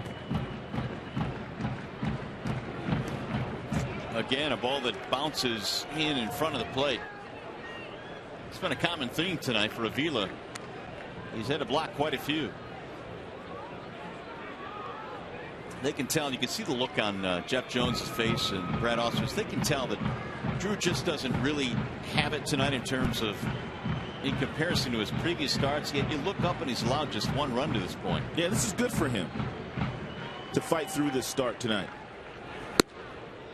Fastball high. 2-1.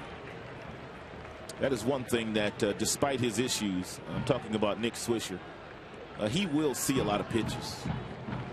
He sees nearly 5 pitches per plate appearance since coming to the big leagues. Into the glove on the foul tip. 2-2.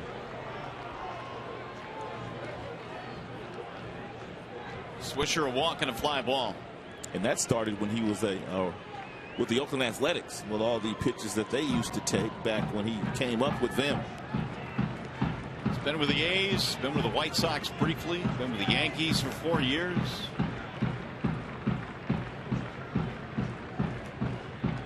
Swisher came into this game sub 200 in the average column, 196.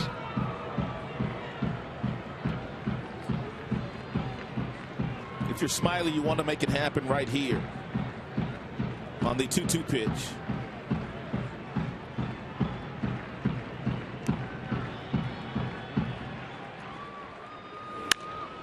Fouled away.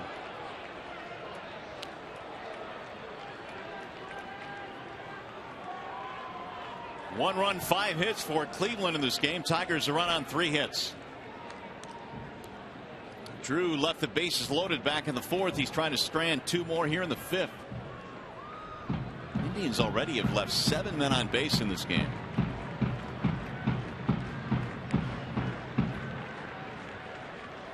Again, the 2-2. Drilled to center field on a line, base hit. And they'll get a run in. Kelly's throw comes back into second base. 2-out RBI knock for Nick Swisher. 17th RBI of the season. And Smiley today has been pitching and with a lot of traffic on the base paths, and that's a breaking ball that's up around the eyes of Swisher that he gets on top of to drive in the 2nd run of the evening against Drew, and that's going to be, well, I guess they're going to let him stay out there. 6th hit of the game for Cleveland, and they lead 2-1. Jeff Jones had to come out in the 4th inning when they loaded the bases just to give him a bit of a break. He threw 28 pitches last inning. Meanwhile, Phil Coke is still warming in the Detroit bullpen, just waiting for a call if they want to bring him in.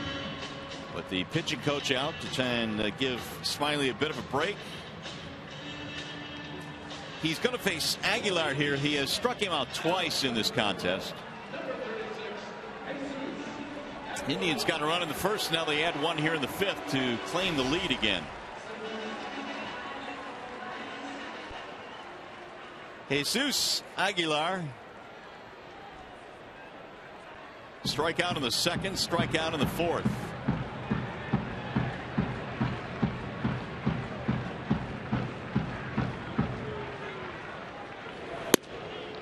Fastball high.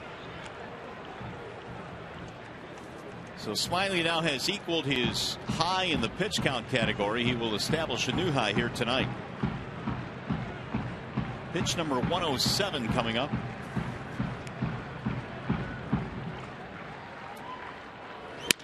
Ground ball deep in the hole. Diving try by Romine stops it, but a run will score.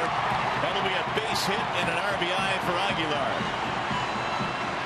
Back-to-back RBI singles, and the Indians lead 3-1.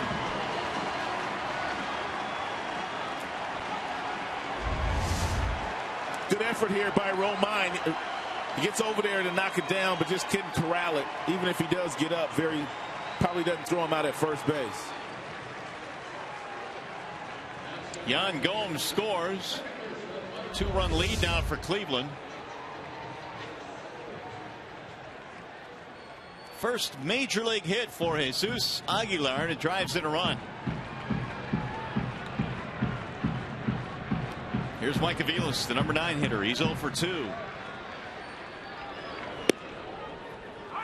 0-1 on Aviles.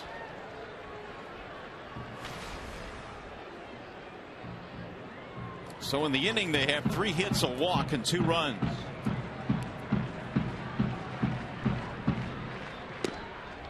Strike called, and quickly the count is 0-2.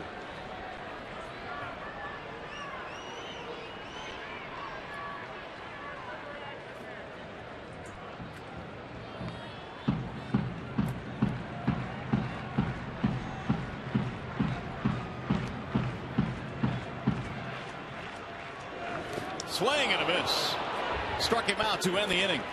Smiley fans his 6th of the game. However, the Indians score a couple of runs. They lead 2, and we go to the 6th inning now. 3-1 Cleveland.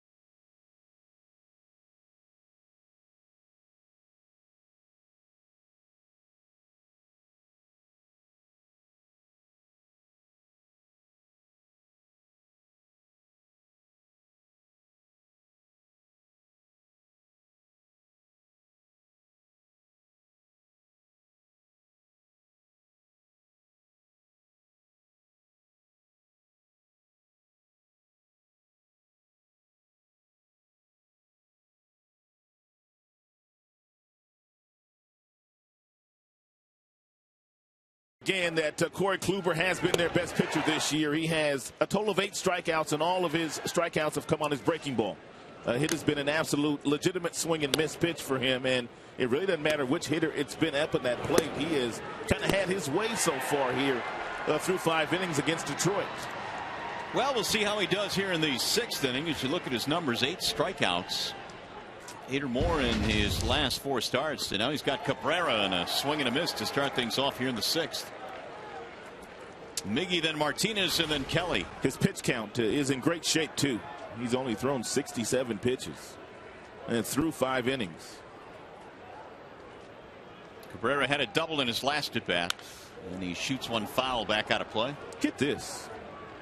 22 of his last 25 pitches he's thrown for strikes. Really?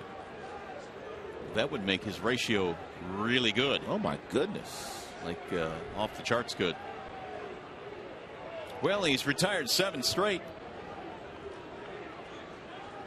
And he's got a head here 0-2 on Cabrera. Driven foul again back out of play. And judging by these numbers, the Tigers got their work cut out for them.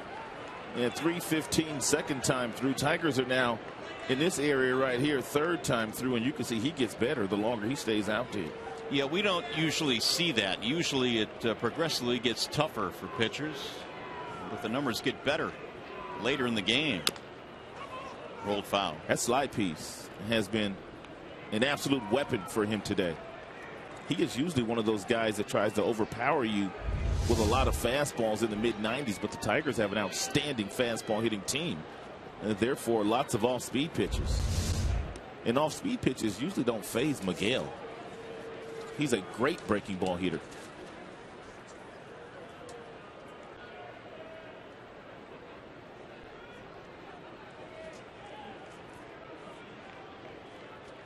Oh, 2 on Cabrera.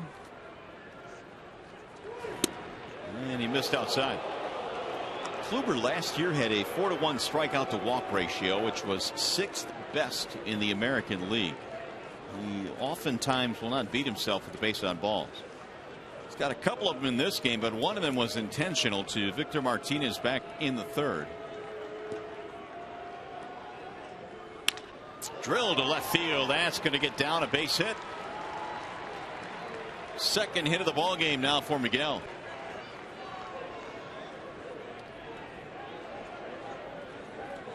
Let's take a look at the pitch by pitch at how Kluber tried to attack Miguel in this current at bat. And he starts him out with a good fastball down, sinker variety. Then he throws him another fastball up in the zone, followed by a breaking ball, another fastball outside. Then he tried to sneak another piece of cheese by Miguel, and Miguel wasn't having any of that. He is so good that you cannot pitch him any one way any of the times that he goes up there. Supreme confidence. And that average of his continues to climb. He came in at 316, but 2 more hits tonight. He's just been raking lately. Road trip has been unbelievable for Miggy, but really it's nothing that we haven't seen in the past. So is this guy. Martinez homered in the 2nd, was walked intentionally in the 3rd.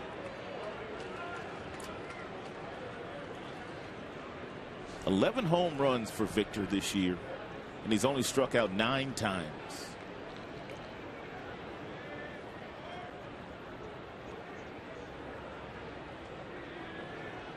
Here's the 0-1.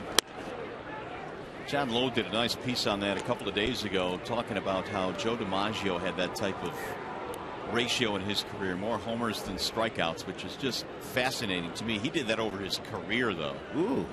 I mean, that's pretty impressive. That's getting the bat on the baseball. The last player during the regular season to accomplish more homers than base on balls in a season was Barry Bonds, when he was doing all that damage for the San Francisco Giants. Pulled and caught it. A hop by Aviles to 2nd one, and a double play. Ooh. That was an absolute missile hit to 2nd. Terrific play by Mike Aviles. Even when he makes outs, Martinez smokes the baseball. Had him played perfectly, that's the shift. And they've got 3 men on that side of the infield. He hit right into it.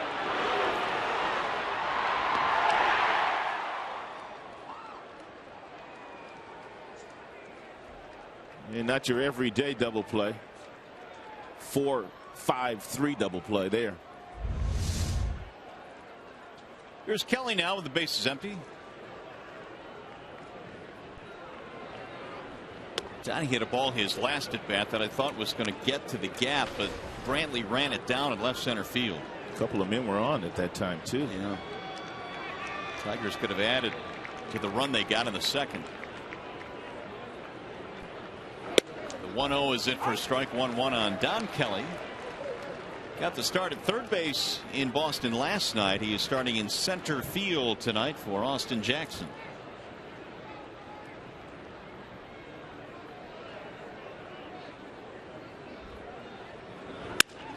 He'll shoot one in the air to left field, but it's going to be caught by Asdrubal Cabrera. That'll end the inning. So just as quickly as it started, the inning fizzles. We'll go to the bottom of the 6th inning here in Cleveland.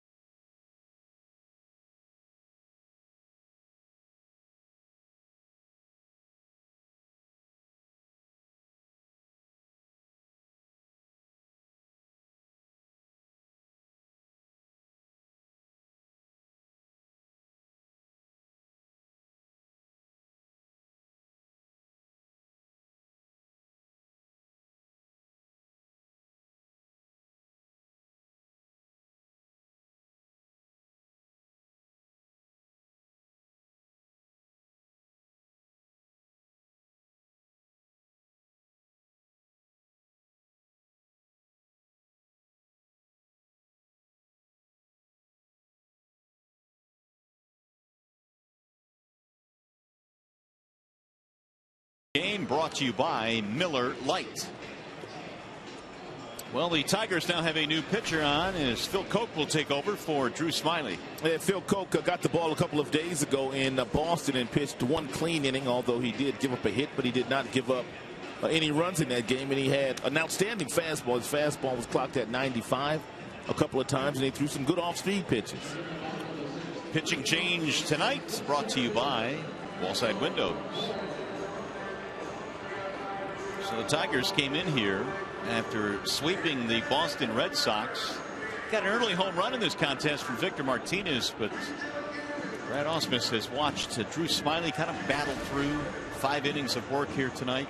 Yes, Smyly walked 5. He had 5 strikeouts. He just couldn't command his fastball all that effectively tonight against the Cleveland Indians. Michael Bourne will start things off. Bourne, Cabrera, and then Brantley in the bottom of the 6th.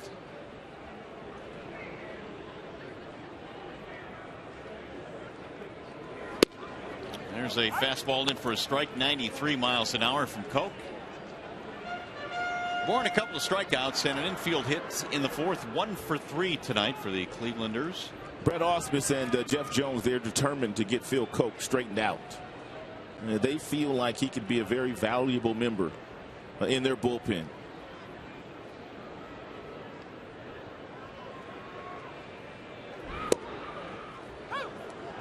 0-2.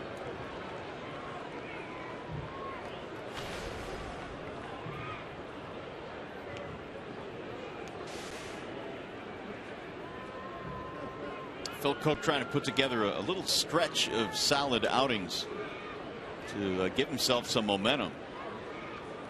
Bouncing ball slowly towards second. Kinsler has it there. And so Bourne is out of there. 1 out here in the 6th inning.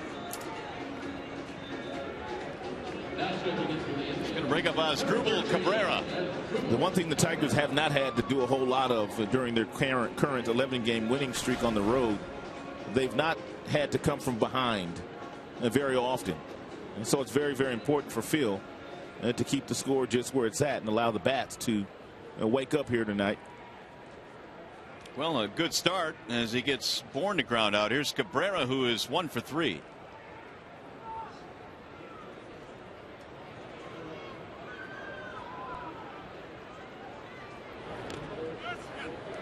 Cabrera off to a slow start, but he has really come on now in his last 10 games, hitting it over 400 in that stretch. 6 RBIs.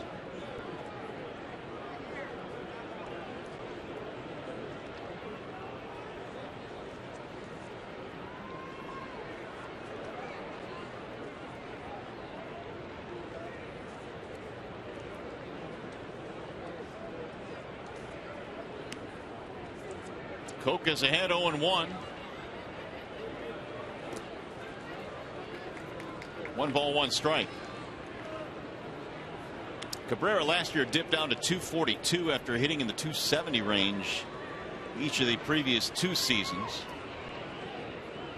Power numbers down as well. 25 homers a couple of years ago. 1-1. Michael Brantley waiting on deck. 3-1. Indians lead. We're in the 6th. 2-1 the count.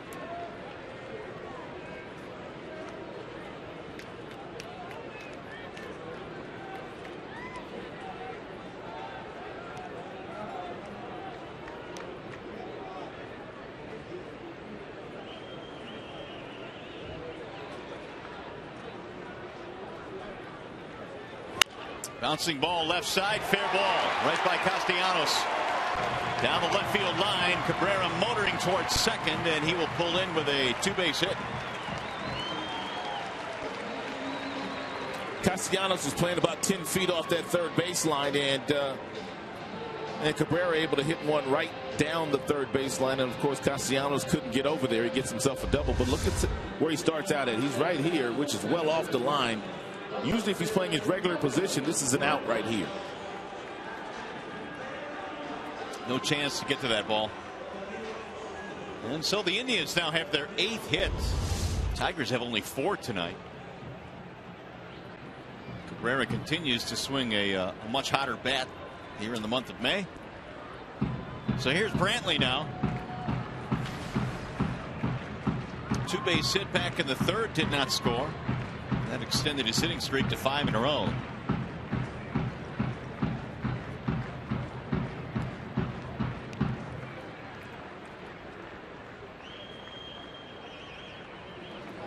Brantley takes way inside. 1 ball to no strikes. Phil missed with his location badly on that first pitch fastball to Brantley. Overthrew it. Avila wanted that ball away, and it leaked right back over the plate, really inside. Avila did a nice job, just a good glove on it and catch it.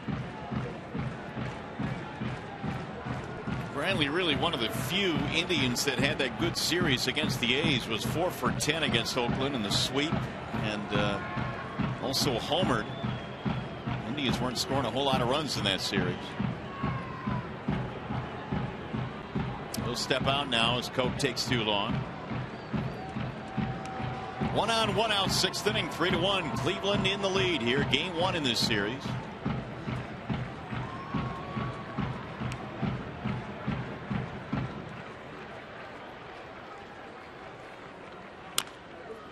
Chopper foul. Yeah, these numbers in jeopardy here this evening, but we're going to give them to you. Tigers bullpen on this current road trip has been tremendous. And Brad Ausmus on many nights has needed them to get 9 outs And they have not given up a run. Not one. 17 innings. Strikeouts to walks ratio is outstanding. And look at the opponent's batting average at just 143. They've been dominant out there. It was such a concern, the bullpen was, in the month of April, but it has turned into a strength in the month of May. How much of that do you think is due to the fact that Jabba Chamberlain kind of grabbed that 8th inning role and then the pieces started to fall into place a little bit? I think that's a huge part of it. Also, Nathan has been tremendous. Albuquerque and Reed have been really good, along with Ian Kroll. So they've got 5 guys out there right now that are hot at the same time. Here's Jabba.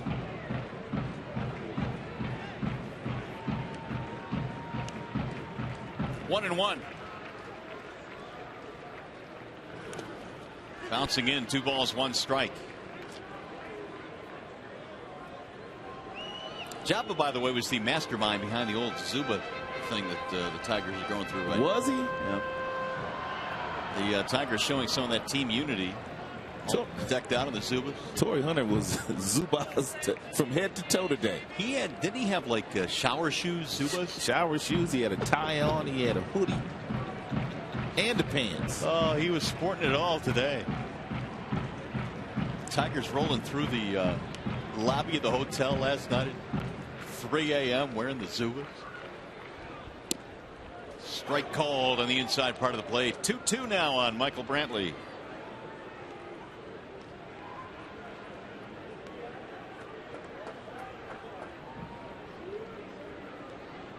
And be careful here if you decide to throw Brantley a fastball. He got himself a double earlier in this game. It was on a fastball that Smiley threw him at 91. He gets really set early with that front foot, which means most fastballs he doesn't miss. But you can get him out in front on a breaking ball if you got confidence in that pitch. So it's gone to 3-2 now on Brantley.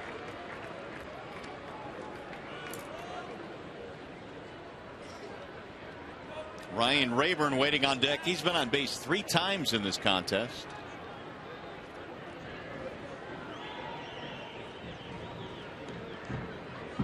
One out double by Asdrubal Cabrera here in the 6th. Indians trying to add to their lead. They're up 3-1.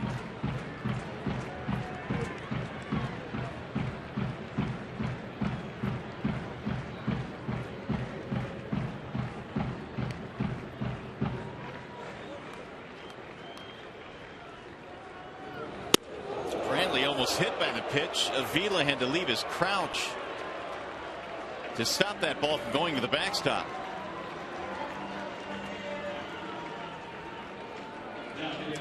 Well, how about a little timeline from last night? Here's a picture the Tigers were taking when they boarded the team flight. It all started about 1:30. Then at 2:45, the Tigers figured out we ain't leaving tonight.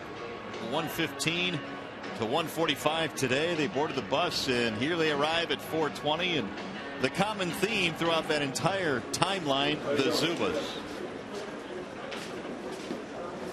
And it's look at Phil Cope.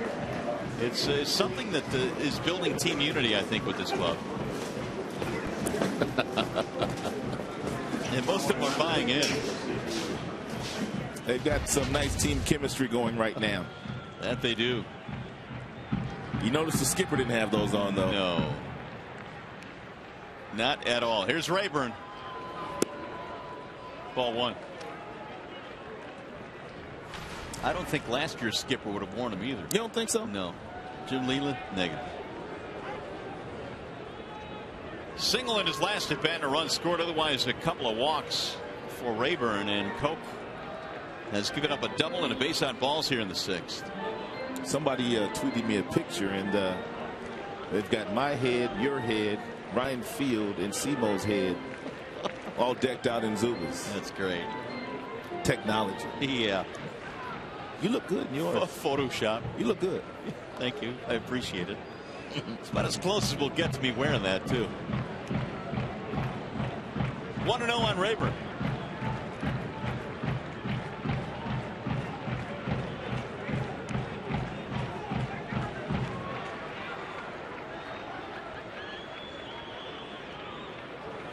Swing and a miss. out in front that time, 1-1. Despite the Indians' issues coming into this contest this evening, just playing really poor baseball, they just, and I mean, grinded out some at-bats here today. They waited out Smiley. They got him out of the game. And now they've got some runners on the base paths against Koch here in the 6th. You know, Terry Francona's not going to let them lay down. Smiley threw 110 pitches in his 5 innings, so they worked him pretty good. 2 balls, 1 strike. Koch replacing Smiley here in the 6th. He got a quick outborn grounding out, then a double by Cabrera and a walk to Brantley, and that is the 6th walk for Tigers pitching tonight. To this point, only one of them has come around to score, but that is living dangerously. Indians have stranded 9 in this contest. There's a strike, and the count evens at 2-2, and Rayburn with a crooked look on his face.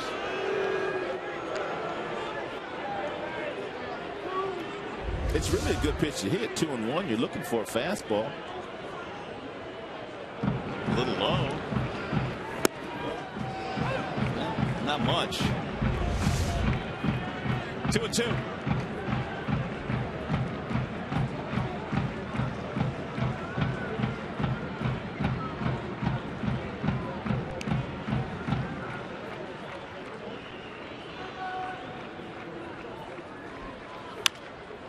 Rolled foul, third base side.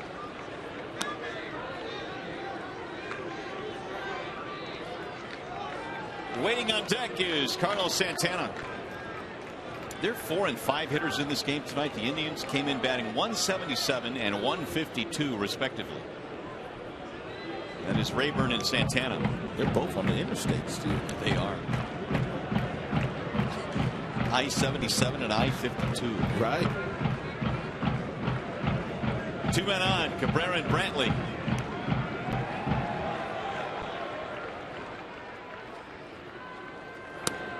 Low. 3 balls and 2 strikes now on Rayburn. And so this next one that Koch throws will be his 20th in this half inning.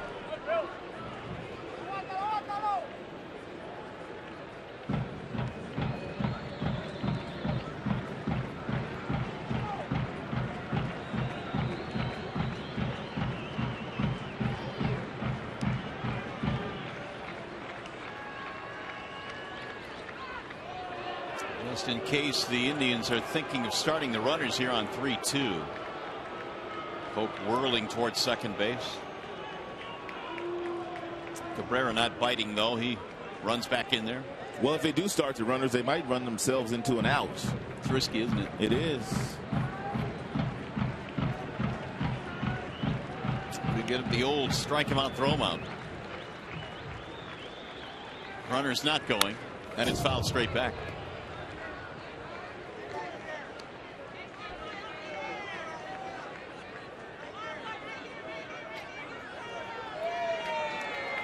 Here's the breakdown on Phil Koch. 11 strikes, 9 balls. Getting an inning here in the 6th after Smiley went the first 5, and Smiley walked 5 in this game. Gave up a pair of RBI singles in the 5th to Swisher and Aguilar at the bottom of their lineup, and that gave the Indians a 3-1 lead.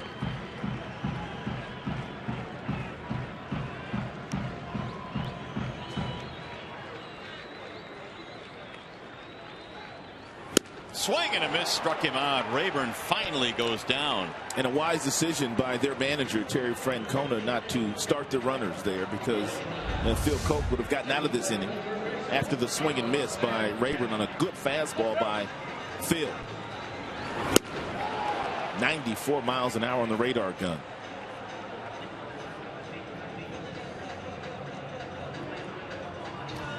And I guess, Rod, it's velocity like that from the left side that keeps Brad Ausmus in the thinking that they've got to get Koch straightened out because he could still be a weapon.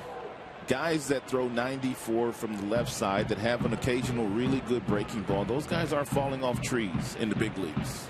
It'd be nice to get him straightened out. We've seen him good. We really have. So, I mean, that's what they're banking on. It'd be nice to have that third left-hander or that second left-hander in your bullpen. Santana is 0 for 2 with a walk. He struck out against Smiley back in the 5th. That you're not afraid to use in close situations. Right now that lefty has been Ian Kroll, and he's done a nice job. Here's the 1-0 in the air, shallow center field. Kelly coming on, and Koch will pitch out of the trouble here in the 6th. 2 more left on base for the Indians.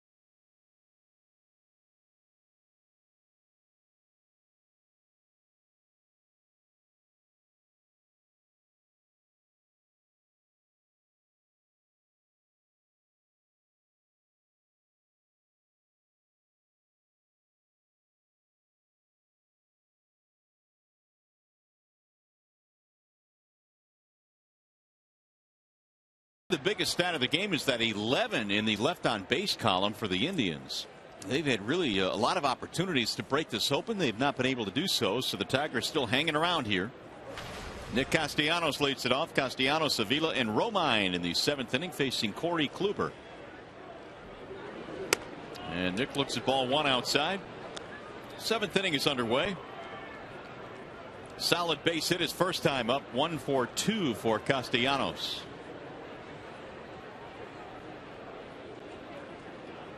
Here's the 1-0 pitch. Bouncing ball back up the middle. Cabrera flags it. Off balance throw is not in time. Infield hit. Cabrera might have been better served if he would have tried to stop and turn and give Aguilar, the first baseman, a better feed versus throwing off that right foot off balance and bouncing it over there. He couldn't get anything on it. If he catches it now and turns, he might have been able to get more on the throw. And as a result of that, he probably would have gotten the out.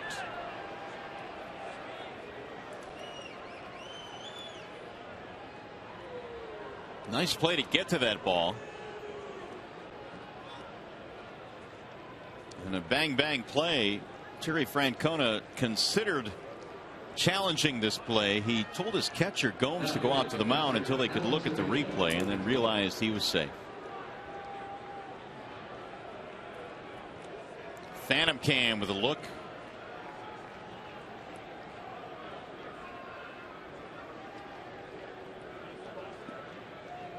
Second hit of the game for Castellanos, and that'll bring up Alex Avila. Tigers have only 5 hits in this contest.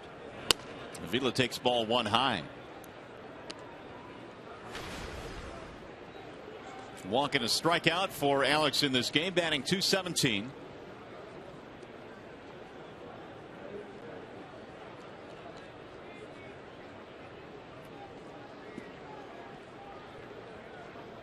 Kluber had retired 7 straight before giving up a leadoff single in the 6th, but then he got a double play ball.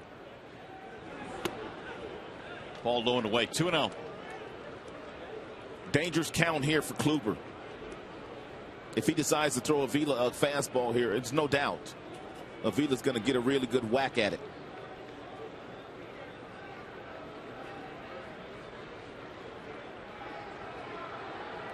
Avila this year has hit a couple of home runs. Tigers 1 swing away from tying this game up here in the 7th inning. And the 2-0. Strike called on the outer edge. Cutter at 89. Just caught the outer edges of home plate. That's not a good pitch to swing at if you're Avila, even though it was a fastball.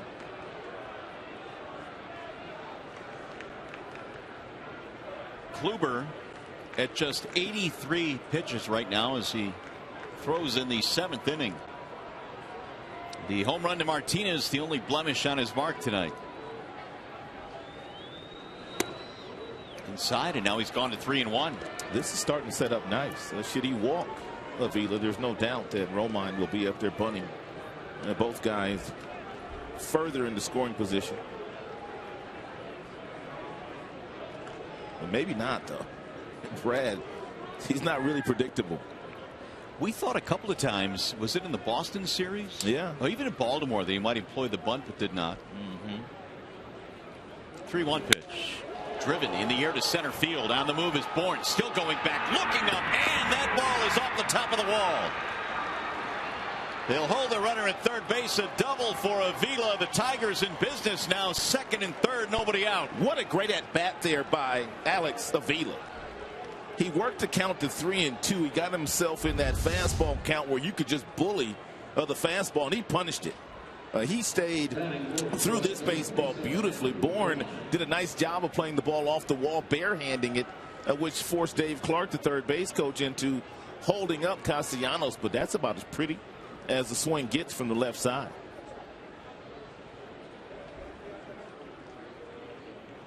Second and third, nobody out. Tigers have their 6th hit of the game, and here is Romine. 3-1 in favor of the Indians for now. He has taken, in his first 2 plate appearances, fastballs for strikes on the first pitch. Fastball up this time. 1-0 the count. A couple of strikeouts for Andrew. Tigers a base hit away from perhaps tying this contest.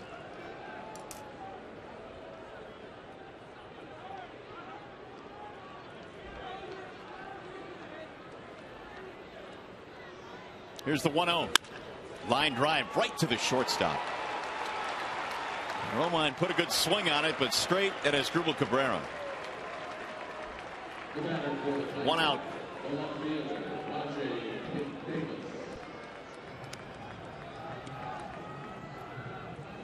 Shaw, the right-hander, starting to warm up.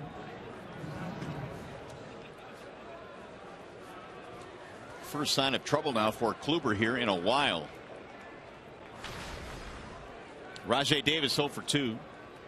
Strikeout, ground out.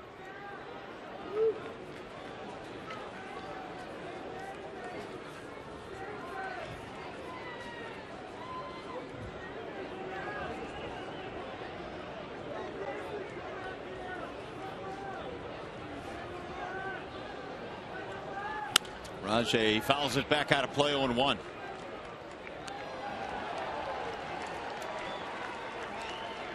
Rajai likes these situations coming into play today, hitting .400 with runners on, only .206 with the sacks empty.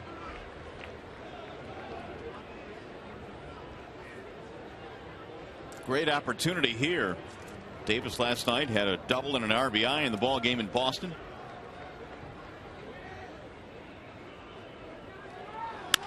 Line drive, base hit, left center field. 1 run will score. Bourne is able to cut it off. Here comes Avila. He will score. Throw to second. Not in time. A double. 2 RBI. What is it with Rajai with runners on the base paths versus with the sacks empty? Because his antennas just go up, and he just gives you a quality plate appearance. And Corey Kluber was cruising through 6 innings here today before he ran into some trouble. That is just a really good swing by Rajai. 2 RBIs from the 9 spot of the lineup. Davis cashing in a couple more.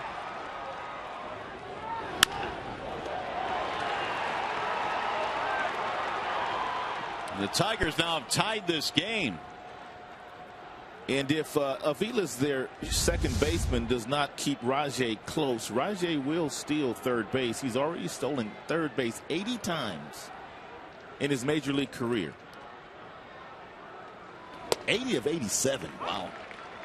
You know, the Tigers as a team are doing that a whole lot more this year as well. They have swiped 7 times at third base. They did it only 4 times all of last year. I don't crunch a lot of numbers, but that's pretty good ratio, isn't it? Yeah, that's good percentage. Without pulling the calculator out, that's pretty good.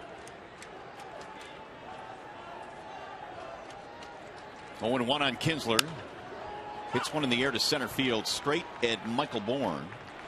And Rajai will hold it second, 2 outs. Well, the one number the Indians might look back on tonight is that left on base with 11 of them. It might come back to haunt them. Here's Torrey now. He's 0 for 3. Torrey, he feasts in these situations with Miggy in the on deck circle. He knows he's going to get some really good pitches to hit.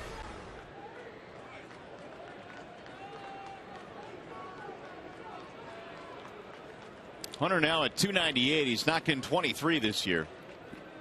Kluber has struck him out twice in this game. First time Torrey hit a ball hard but straight at the second baseman Aviles.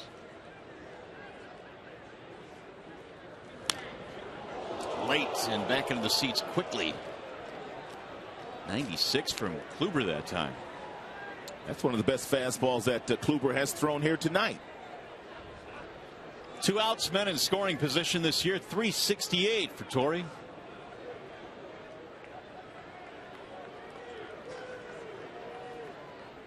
And that kind of plays hand in hand with Miggy being in on deck circle a lot of times when he's batting second.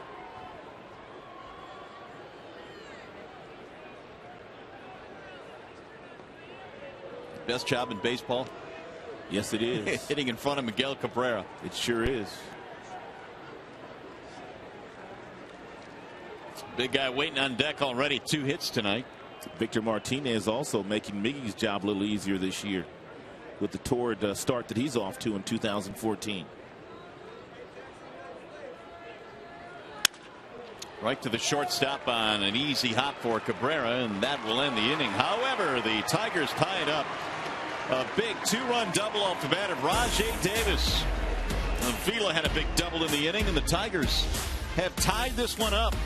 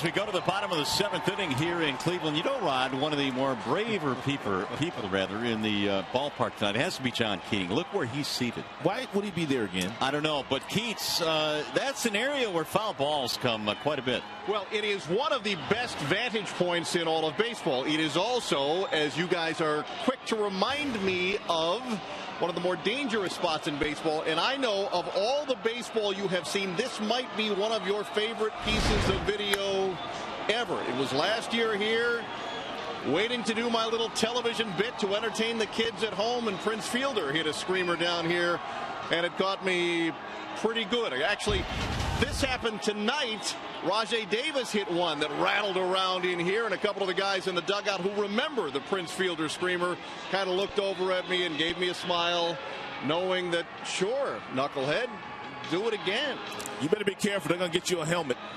The other thing, Keats, is there was a lack of concern over your well-being last year when that happened. Oh, they thought that was a great entertainment, really. And, you know, and I will tell you that the bruise lasted. I'm not kidding. The bruise probably lasted 3 weeks. Really? And I can still feel some stuff in there. And so when we get a chance to see Prince Fielder, if we get a chance to see Prince Fielder this weekend, I'll remind him of that, and we'll have a smile about what happened here in Cleveland a year ago. Stay safe down there, Keats. All right, we appreciate it. How about a game summary here? Victor Martinez with a solo home run, his 11th, and Rajai Davis 2-run double. Big hits in this game, but again, Rod, 11 runners left on base. That may come back to haunt the Indians. Yeah, Drew Smyly, he walked 5. He also had 5 strikeouts. He wasn't at his best here today, threw over 100 pitches in just 5 innings, but he only gave up 3 runs. And Phil Koch went out there, pitched 1 clean inning. Now Phil Koch, very important for him to put up another 0 to get the Tigers back in that dugout and get those bats back out. Let's see if they can score some more runs in this contest. Yeah, Phil gave up a double in the 6th, a walk in the 6th. Then he got a strikeout and a fly out to end the threat. And Koch back to work, delivers a strike. Tigers' bullpen has logged 18 innings on this current road trip, and they have not given up 1 run. It'll be Gomes, Swisher, and Aguilar here in the 7th. Tigers tie it up, 3-3 ball game.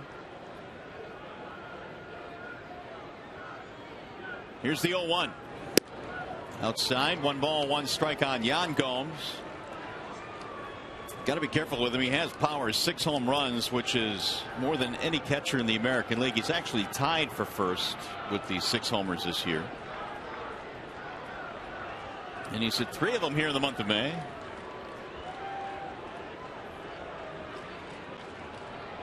Here's the 1-1. Whistled foul down the left field line. He's a dead pull hitter. That's why Castellanos is playing rather close to the line at third, and you got the shortstop, Andrew Romine, playing in that hole. Romine already made a really nice play, taking a base hit earlier away from Yan Gomes. Gomes' first time up today. He's moving over a little further now. Omar Vizquel in the dugout, moving him over.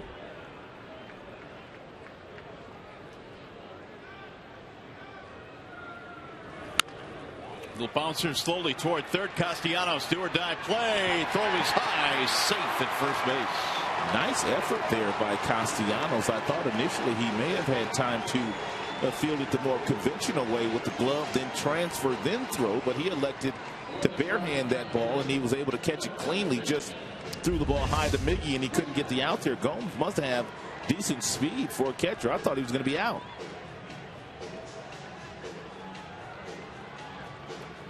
Gomes has his 2nd hit. This one of the infield variety. Castellanos with the throw, pulling Miggy off the bag, and now here is Nick Swisher.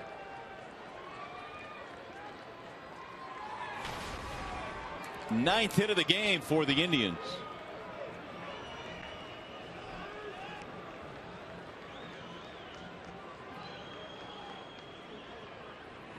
Swisher lines one to left field. That ball is going to get down, base hit. Gomes going to third. Here's the throw. It's cut off. Throw back to second. Is in time, and Swisher is out.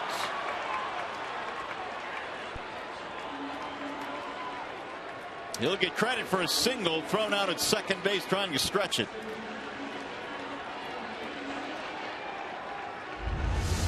Nice job in the outfield here by Rajai Davis. I thought initially once he threw this ball to third base that it would be no issue for Swisher to get over to second base, but I don't know if Swisher was running hard out of the batter's box or whether he wasn't, but usually guys are able to get to second base on that type of play.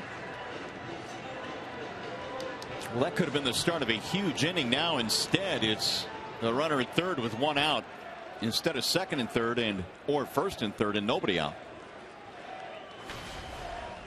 Here's Aguilar. He is 1 for 3. His first big league hit back in the fifth was an RBI single. And Tigers are playing the infield in on the right side. They're playing on the dirt, but sort of in on the left side of the infield. Strike one. Go ahead run standing 90 feet away for the Indians.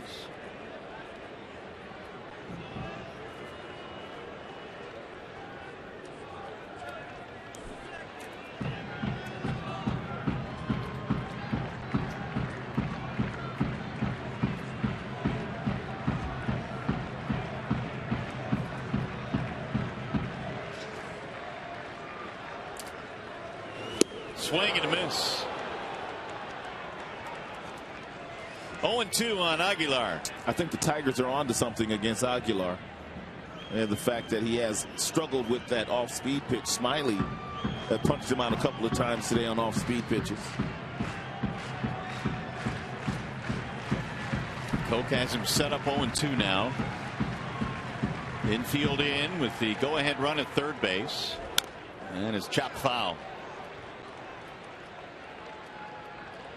Aguilar, a 23-year-old rookie, getting a chance to play at the major league level for the first time this year. The veteran Mike Aviles waiting on deck.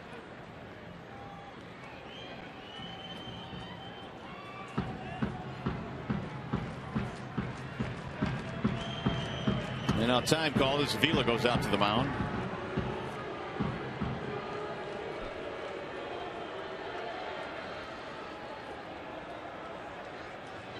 Indians have gotten a lot of production from 6 through 9 in their lineup tonight. They've gotten 2 RBIs, 5 hits, a couple of walks.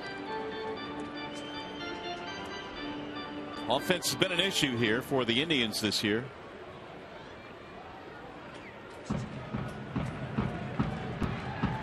Gomes at third with 1 out.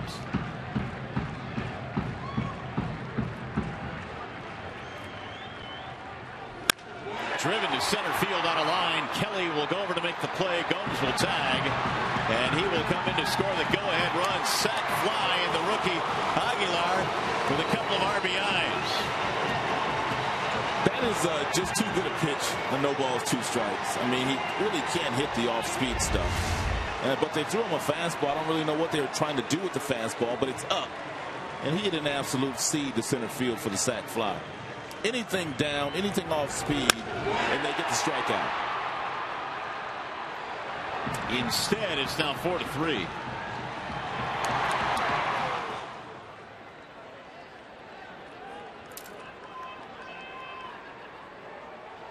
And for Aguilar, his first 2 big league RBIs coming in this game.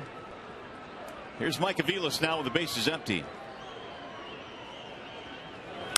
Bouncing ball slowly towards short. Romine gobbles it up, and that is that. In the inning to get a run, they do it on 2 hits, nobody left. They'll go to the 8th.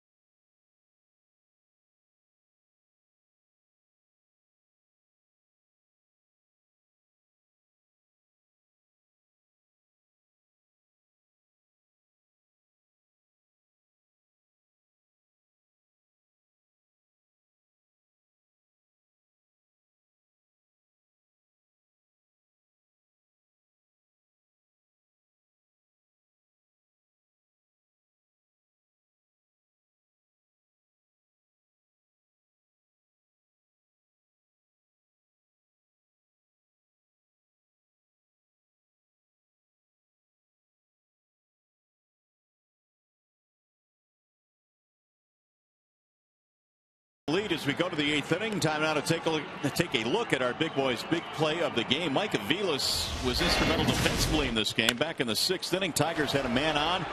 Hard hit ground ball by Victor Martinez, and Aviles starts the double play, which ended any possible threat for the Tigers. The 4-5-3 double play. Our big boy, big play of the game. And Mike Aviles coming up big defensively. So the Tigers now will bring some big lumber to the plate here in the 8th inning. Cabrera and Martinez will start things off for Detroit.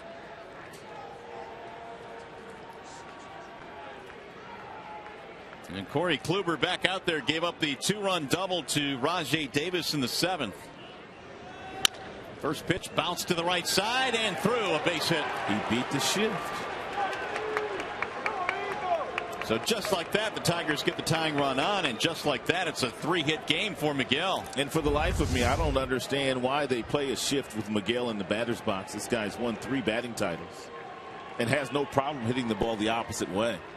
What I don't get is some teams do and some teams don't. This is the first time they did it to him tonight, though. They hadn't played the shift on him his prior 3 at-bats, but they elected to do so there. It's going to be it for Kluber. 94 pitches. He will depart the scene here. So it'll be a wall side windows pitching change. And the Indians going to the pen here, leading by a run. We'll be back.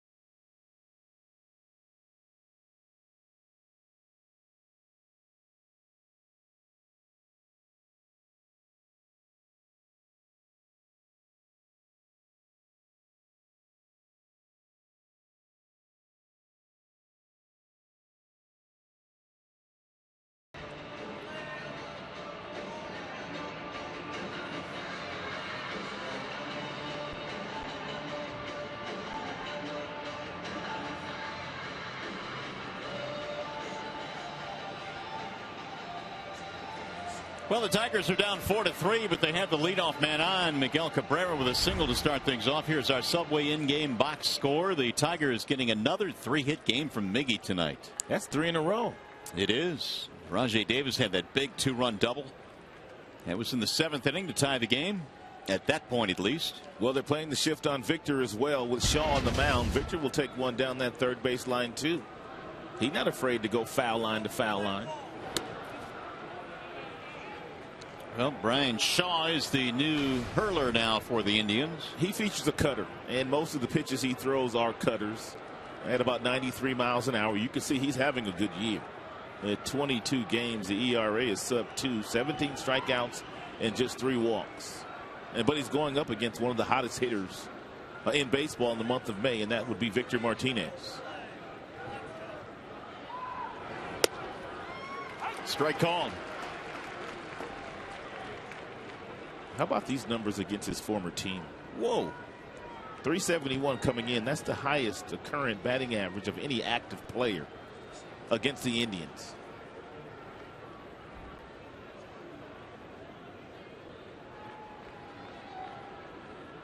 Victor now has hit safely in 20 of his last 21. Hits another ground ball to second right into that shift, and they're going to get another. Oh, they're not. Oh, was that Taylor May? They're calling him out at second. I think he may have gotten that right. That's Tim Timmons.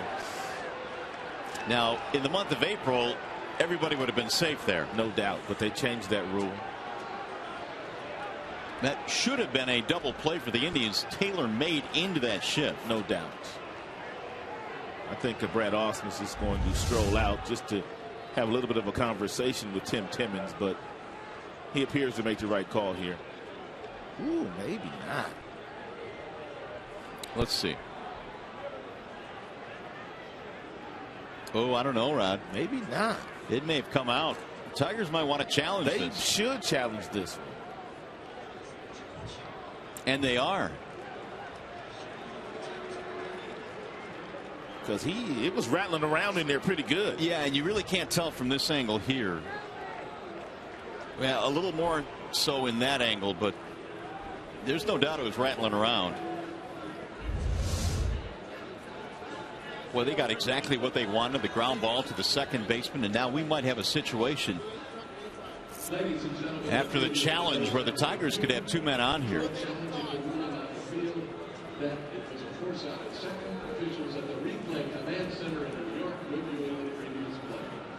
So now they'll take a look at it at the command center in New York to see how they rule this Tigers challenge.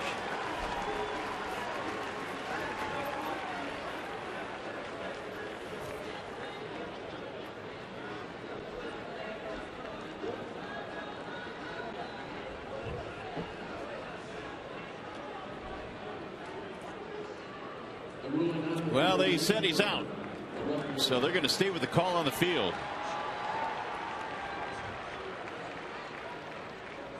Awfully close, but they will stay with the call from Tim Timmons. So there's a man on, a man out, and here's Don Kelly.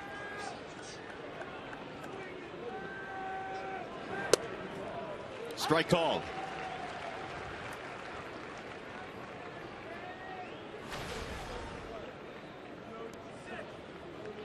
Kelly is 0 for 3. 289 batting average. Way inside. 1-1. Martinez at first, one out. We're in the 8th. Indians went ahead with the run in the bottom of the 7th.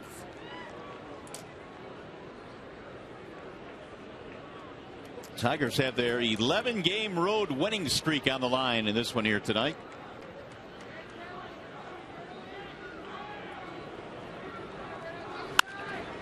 That'll get fouled back into the seats.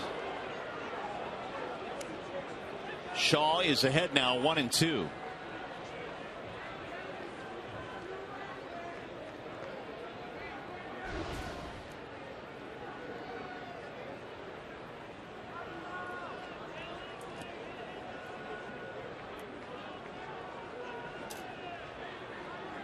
Kluber started the inning, gave up the hit to Cabrera. Shaw then came on to face Martinez. Outside, 2 balls, 2 strikes.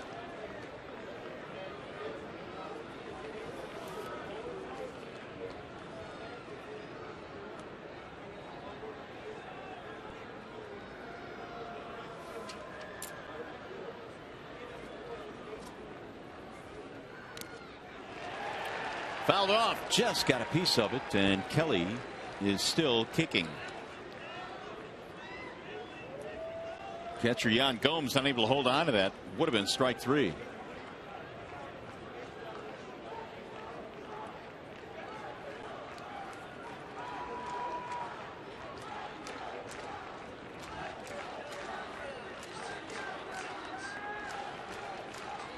And again the 2-2. Rolled foul back to the Tiger dugout. Here's the definitive look, we are told. This was the replay they used to make the decision. But I thought that was the replay that showed that the ball was rattling around in his glove.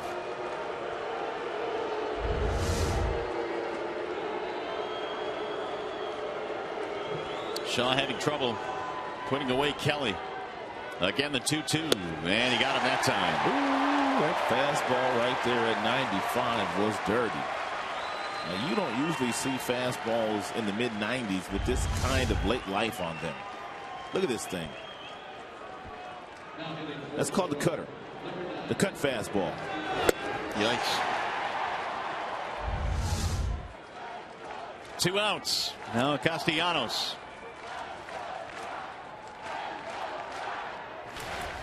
Couple of hits tonight for Nick. Singled in the second, infield hit, scored a run in the 7th.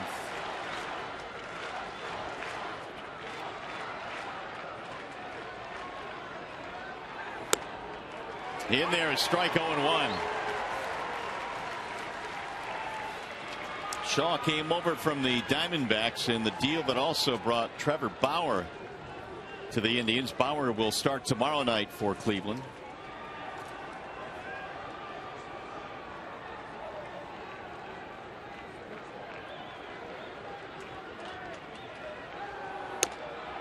Missed the edge that time at 94 miles an hour.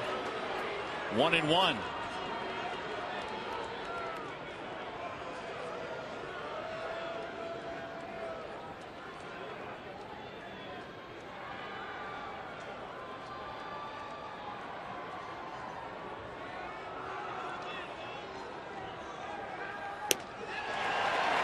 .94 again. 1-2 on Castellanos. And the crowd's starting to make some noise. A little over 12,000 in attendance here tonight in Cleveland for game 1 in this series. Their Indians have been struggling. They were just swept by the A's, but they lead in the 8th inning tonight. And the 1-2.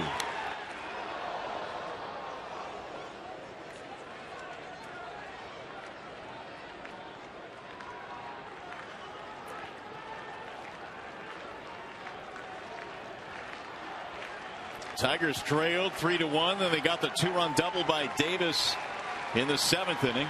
That tied the game, but the Indians go ahead on the sac fly by Aguilar.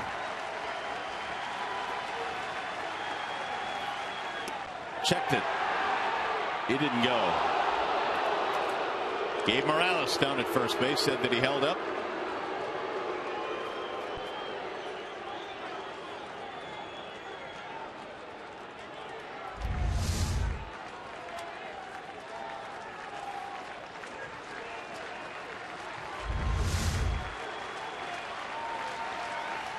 And the 2-2 outside, 3-2.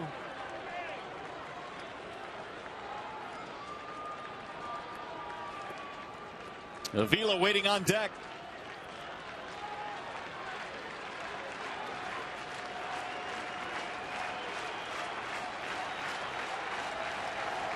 Castellanos has worked the count to 3-2 now.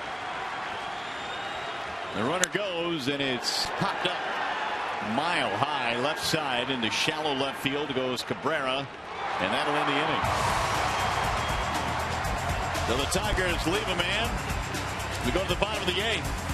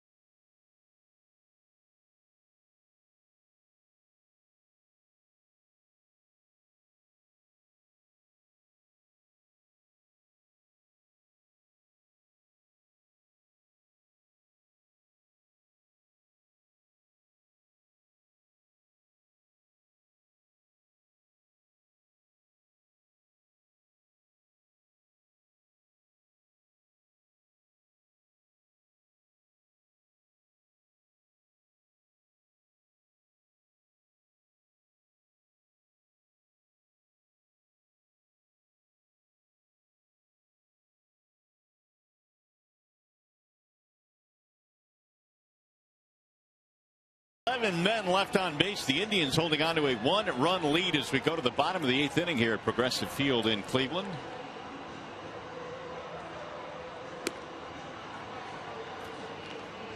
And the Tigers have a new pitcher now. It'll be lefty Ian Kroll taking over for Phil Koch. Third left-hander we've seen in the game.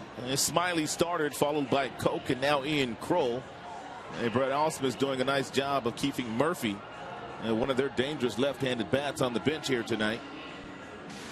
Top of the order coming up. It'll be Bourne, Cabrera, and Brantley as they try and add a couple of runs here, get some insurance against the Tigers. He might be looking to bunt here. Wave and a miss, 0-1.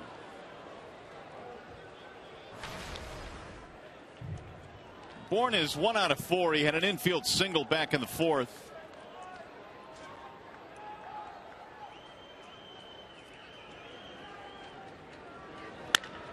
Line drive, center field. Kelly runs it down. 1 gone. Tigers have shown a steady diet of lefties to the Indians tonight. Started with Smiley, then Koch, and now Kroll. Hey, by the way, Saturday is a full day of MLB action, beginning with the Rangers taking on the Tigers on Fox Sports 1. That is the season premiere of Baseball Night in America on Fox as the Cardinals battle the Reds. The Royals square off against the Angels, or the Nats taking on the Pirates. Our MLB doubleheader begins Saturday at 3:30 on Fox Sports 1 and continues at 7 o'clock Eastern on Fox. Strike called there on Asdrubal Cabrera, who didn't like it. Cabrera had a double in the 6th inning, singled and scored in the 1st.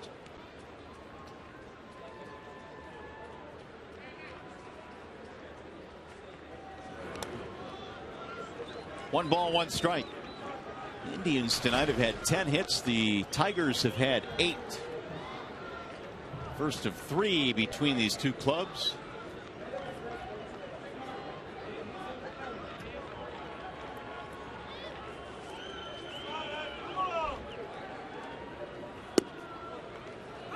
Strike called, and now again Cabrera, a little silent protest as he walks out of the box.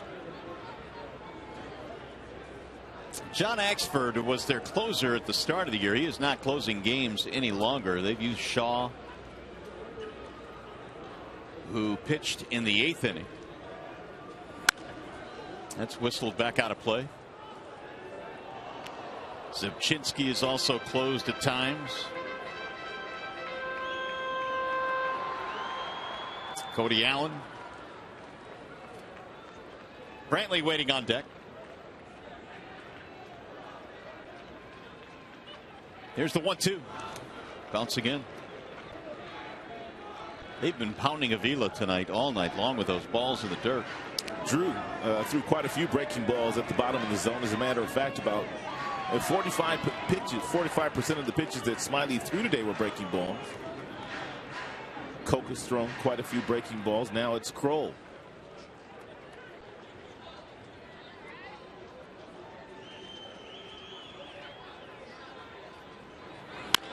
Slow roller toward third on the charge, Castellanos. 2 up, 2 down here in the 8th. And with a preview of tonight's Tigers Live postgame, we send you down to John Keating. All right, Mario, in just a matter of moments after the ending of tonight's game, we'll take you into the Tigers clubhouse. You'll hear from Tiger manager Brad Ausmus, Drew Smiley, who started tonight's game and sort of worked his way through it. Any of the other Tigers that were able to wrangle an interview with. It'll all be before they put their Zubaz jammies back on and finally get a chance to check into their hotel here in Cleveland tonight. All right, Keats, thanks. We look forward to that. Hopefully the Tigers will be talking about a comeback. They are down a run right now here in the 8th. Kroll trying to make sure it stays that way. Michael Brantley, the hitter, with 2 outs. In for strike 1.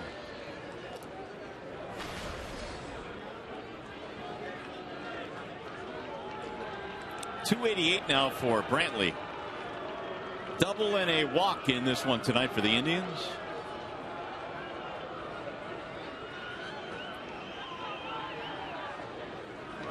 Swing and a miss. Tigers in the top of the 9th have Avila, Romine, Davis scheduled. 7, 8, 9.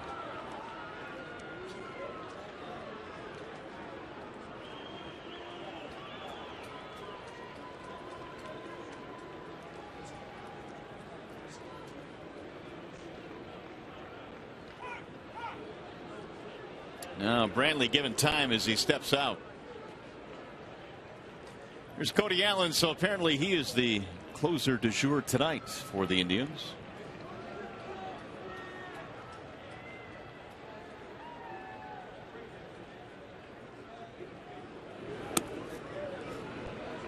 One and two.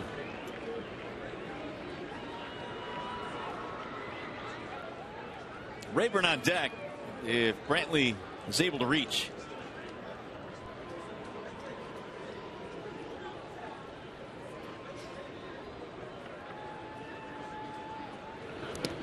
Bouncing in again. 2-2 the count. Smiley goes 5 in this ball game tonight through 110 pitches. He did walk 5 in this game, struck out 6.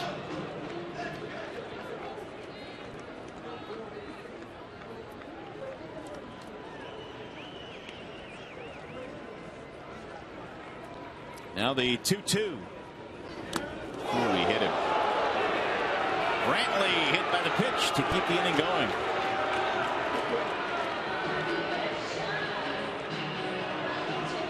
Two-out base runner for Cleveland. The batter for the Tribe, the right fielder, Ryan Rayburn.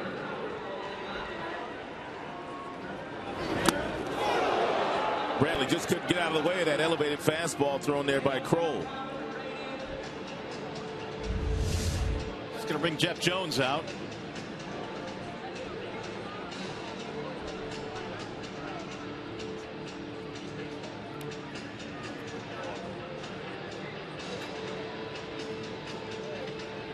Rayburn will hit now with a man on, 2 men out.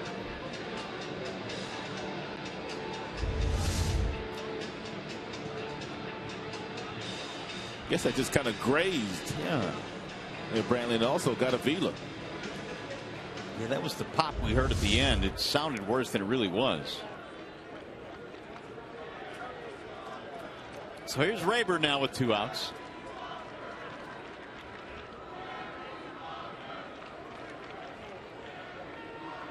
Four runs, 10 hits for the Indians. 3 runs, 8 hits for Detroit.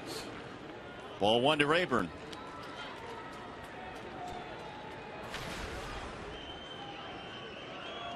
Been on base 3 times tonight. Single, 2 walks. He has also come around to score a run in this game.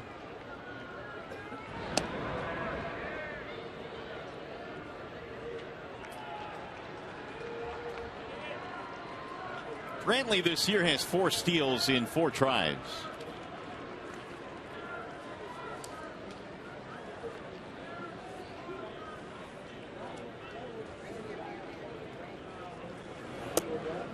Ball low.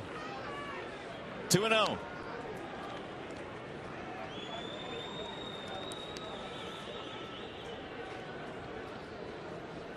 Tigers pitching tonight with 6 walks, a hit batter. They also have 7 strikeouts.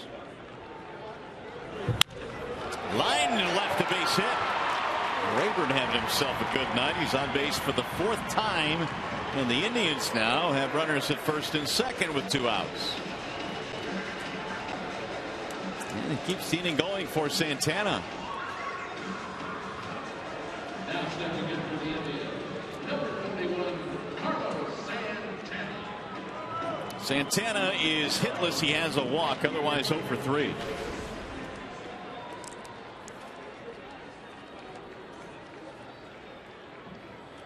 That is the 11th hit of the ball game now for Cleveland. 2 of them belong to Rayburn.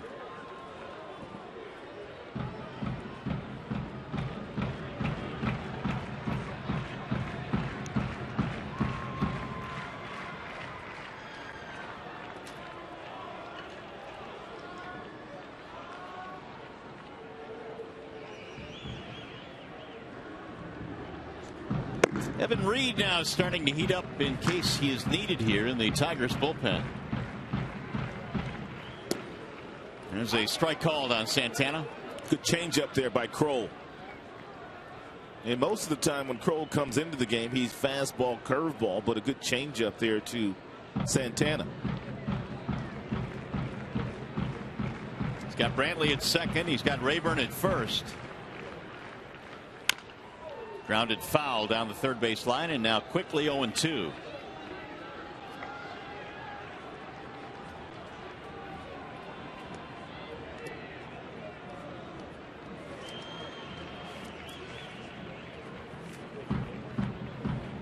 Two on, nobody on. Brantley hit by a pitch, and then Rayburn singles sharply to left.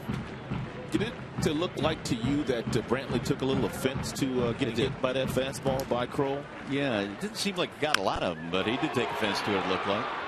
Right at the center fielder and caught there by Kelly to end the inning. All right, Tigers down by a run. Let's go to the ninth.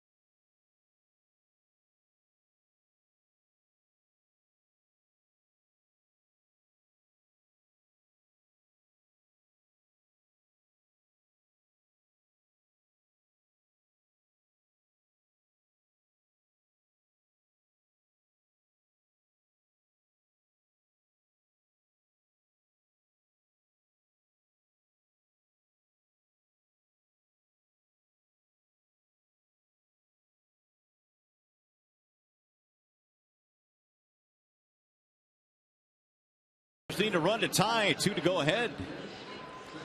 Here is the Nissan drive of the game. It happened back in the second inning. It was against their starter, Corey Kluber, who had a really good game here today.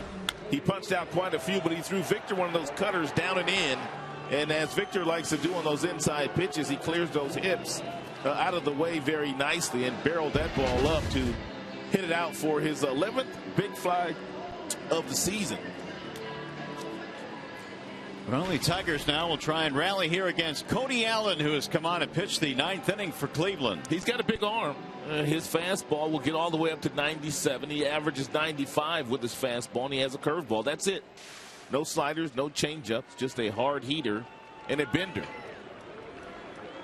And he will face the 7, 8, 9 men due up Avila, Romine, and Davis. Closing still relatively new to Cody Allen, so we'll see how he handles this situation against one of the best teams in baseball, if not the best team as we speak.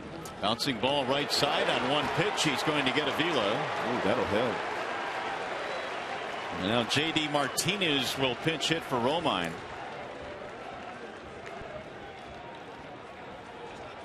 A one pitch ground out. One gone here in the 9th. Batting for Romine, number 28, J.D. Martinez.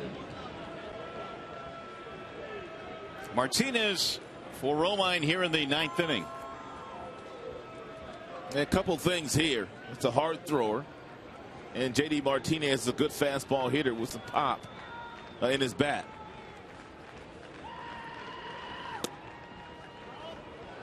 Allen missing outside. 1 ball and no strikes. Cody appeared in 77 games last year. And J.D. Martinez also hitting .333 this season against right-handed pitching.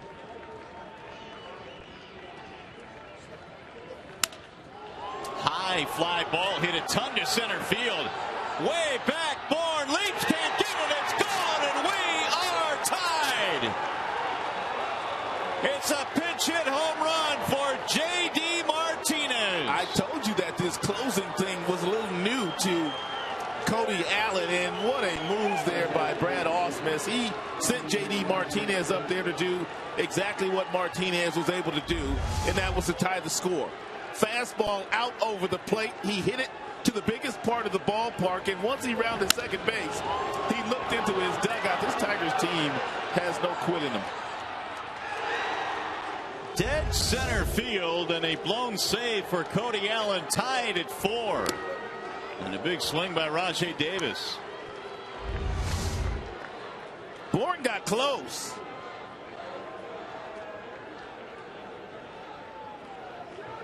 Phantom Cam capturing the powerful swing of J.D. Martinez. He leaned on that one, didn't he? He did. And the Tigers have their 9th hit.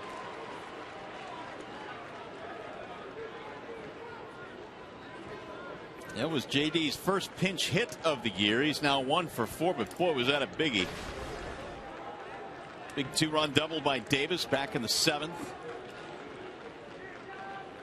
That's why you like to have that sock on your bench late in games when you can take one swing and either win the game or tie the score. And Martinez provides that for the Tigers on nights when he doesn't start. 4-4 game here in the 9th.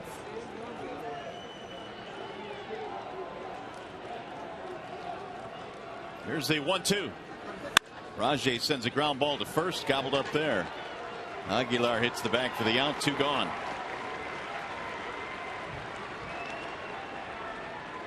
The hitter for Detroit, number 3, Ian Kinsler. And Biggie tried to quiet the crowd down, all 27 of them.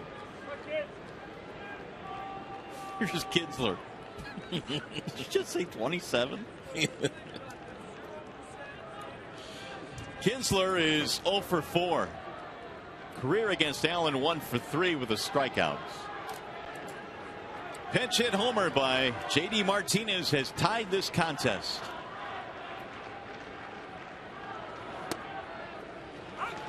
Strike called on Kinsler.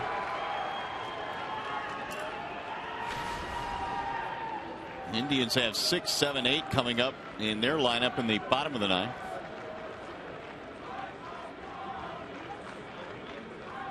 Now the 0-1. Driven toward left center field. That ball will get down. Base hit. And it gets by all the way to the wall. Kinsler is going to head to third. Now he's going to throw the brakes on. 2-base hit for Ian. Now the go-ahead run in scoring position. I don't know what happened in center field with Bourne. Bourne has real good speed. I don't know if this ball hit the grass and just kind of skipped right past him, or he took a wrong angle getting there. Oh, took a left turn on him. It took a bit of a left turn. Kinsler thinking 2 out of that batter's box anyway. He would have gotten 2 bases anyway. Even if Bourne would have caught that ball, he would have gotten 2 bases on it. J.D. telling him to go for 3. Met J.D.'s dad in Boston. He was hanging with his pops. Pop's got to be pretty happy about the outcome tonight for J.D. 12th double of the year for Kinsler. So the Tigers now have double digits. That is their 10th hit. Allen now will face Torrey Hunter. They were doing the father-son thing over in Beantown. Well, Torrey is due. He is 0 for 4, as was Kinsler before his double.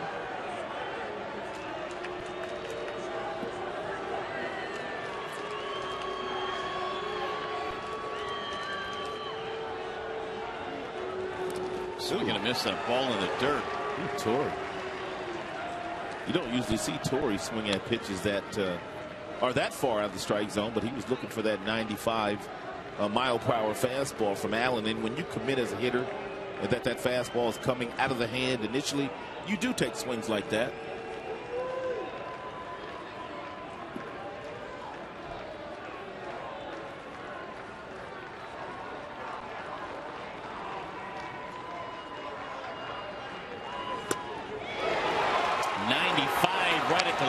And it's quickly 0-2 on Torrey.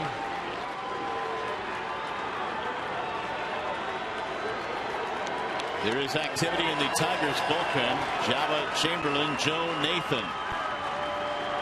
If the Tigers take the lead, obviously it'll be Nathan. If they don't, it'll be Jabba.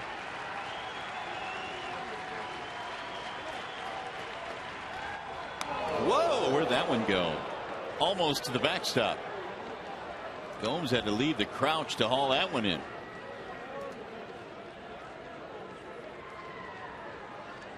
Well, Allen started by getting Avila to ground out in the very first pitch here in the ninth inning, but then Martinez a pinch hit home run, tying the game at 4. Now the Tigers trying to take the lead after the Kinsler double.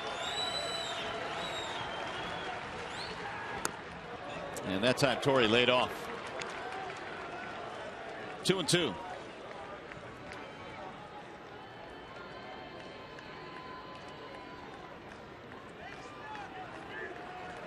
Hunter would like nothing better than to give that guy another shot. Miguel Cabrera's already had a big night. That was J.D. Martinez's first home run as a Tiger after hitting 10 down in Toledo before getting called up. Foul tip into the glove for strike 3, and the inning is over. However, J.D. Martinez comes off the bench and drills one to dead center field, a homer. Tigers have tied it up.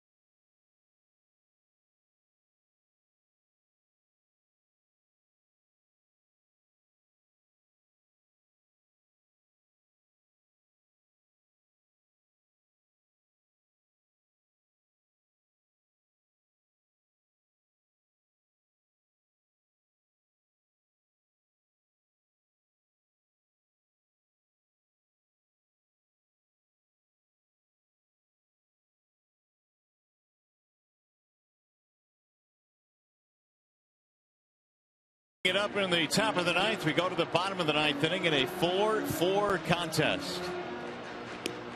And Jabba Chamberlain now will come on to pitch the bottom of the ninth.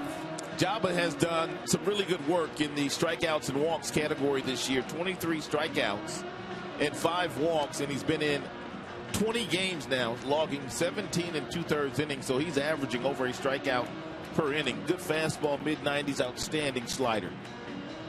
Tigers now have brought in Danny Worth. He will play short after they lifted Romine for the pinch hitter.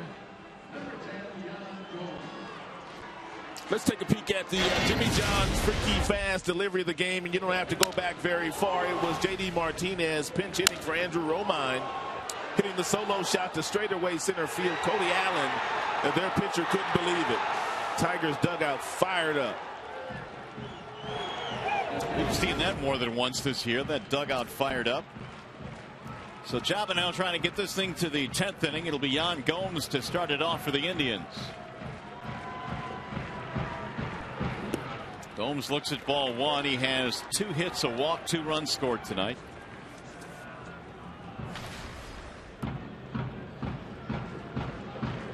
Four runs, 10 hits for the Tigers. 4 runs on 11 hits for the Indians. But the Tribe has stranded 13 men tonight.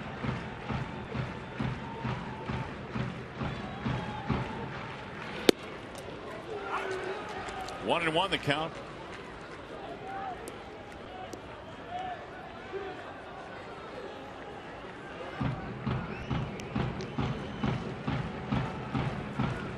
Tigers doing a bunch of their scoring late.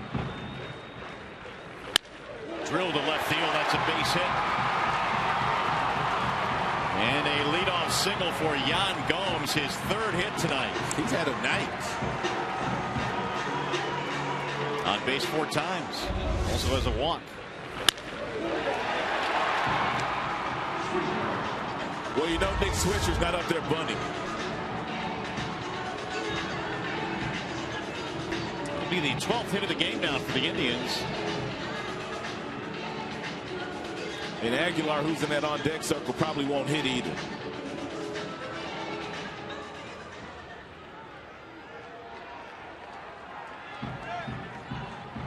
For 3 against Jabba in his career.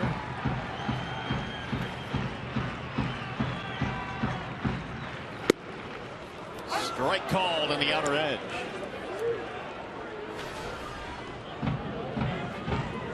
They've already called Aguilar back. Chisenhall, I believe, has picked up the bat. Waiting in the on-deck circle. Swisher had an RBI single in the 5th. He's had a couple of hits tonight. Missed it outside, 1-1. There's Chisenhall. He's got good numbers against right-handed pitching this year. 353. They also have David Murphy on their bench, another left-hander. Bouncing ball fouled at first base. That's why the Tigers have, to this point, before Chamberlain, thrown 3 lefties at him. He's kept Chisenhall and also Murphy on the bench.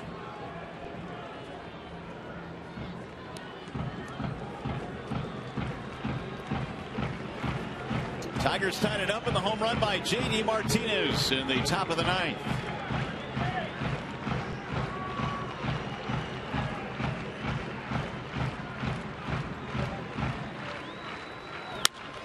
Fouled away. Former teammates here, Jabba Chamberlain, Nick Swisher, and wearing the Yankee pinstripes. Swisher spent 4 years in the Bronx with the Yankees. They won a world championship together.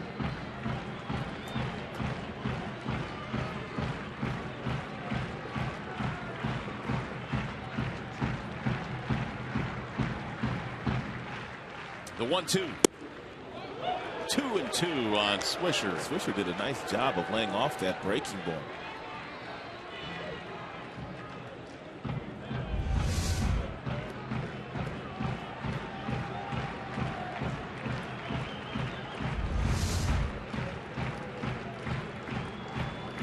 Smiley started, Koch for a couple of innings. Kroll pitched the 8th, and now Jabba here in the 9th. Swing and a miss to strike him out. That's how Jabba's been getting the majority of his strikeouts with that slide piece. It has been a great pitch for him. Nick was able to lay off the previous breaking ball, but he was not able to lay off that 2-2 bender at the bottom of the zone.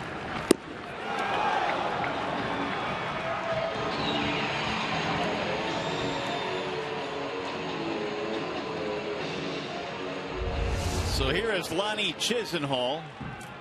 He will pinch hit for Jesus Aguilar. Chisenhall this year against the Tigers, 6 for 8.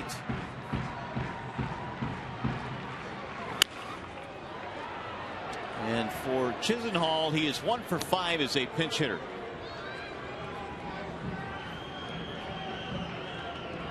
A little bit of history between these two, not much. Only a couple of at-bats.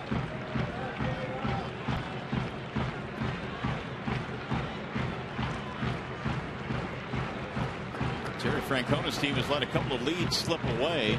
Brad Ausmus calling Martinez off his bench, and he delivered with a pinch hit homer in the top of this inning.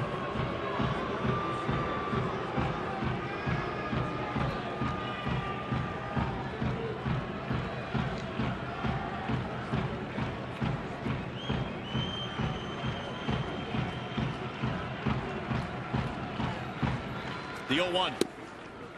1 ball and 1 strike on Chisenhall.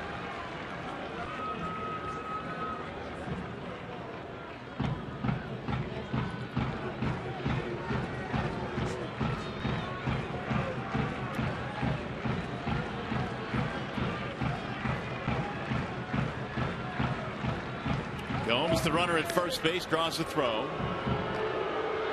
He led off the inning with a single. Swisher then struck out.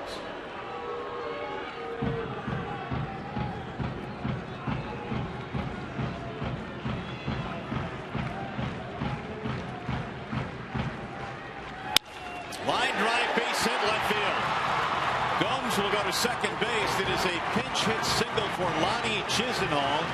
And now the potential winning run is standing at second.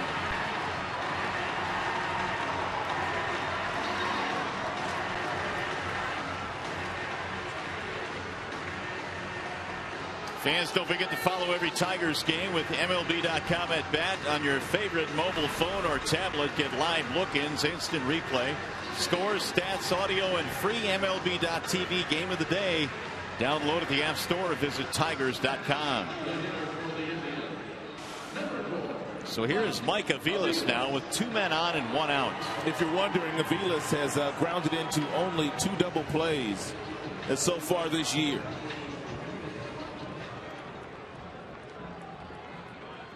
Oh for 4 in this game and 2 for 8 career against Chamberlain. Strike 1.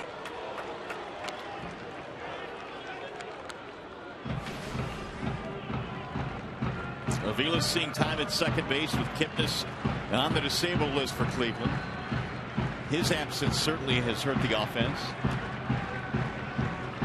The 0-1. Bouncing ball slowly toward third. Castellanos tags the bag. 1 and a double play. Make that 3. 5-3 double play ends the threat. And we will go to the 10th.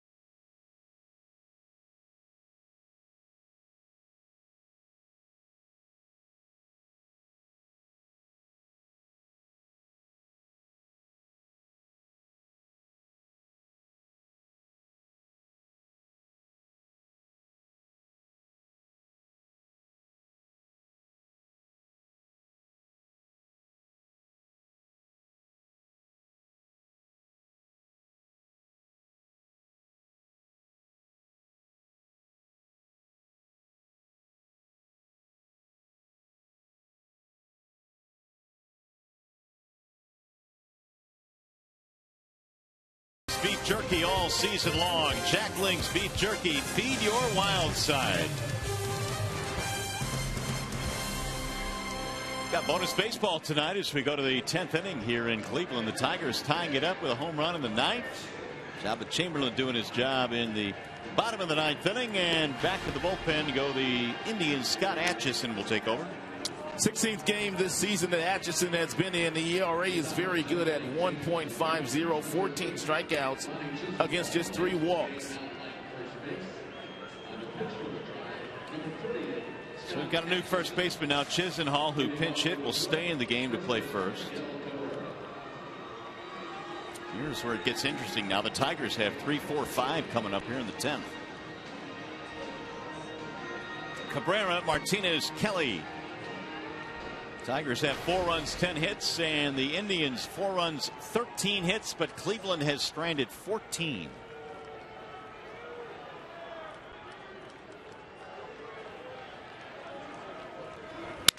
Miggy shatters his bat, hits it right back up the middle, and it's caught there by the second baseman.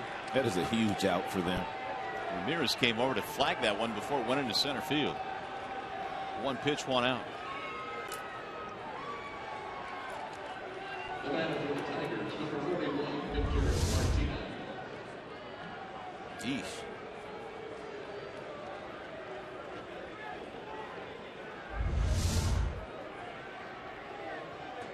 Here's Victor Martinez.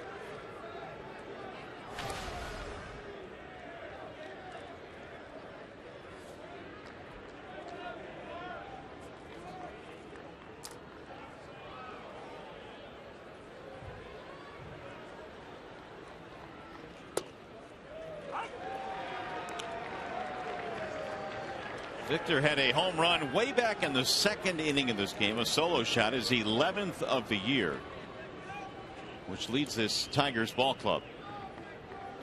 And it was also Victor's 26th RBI of the season.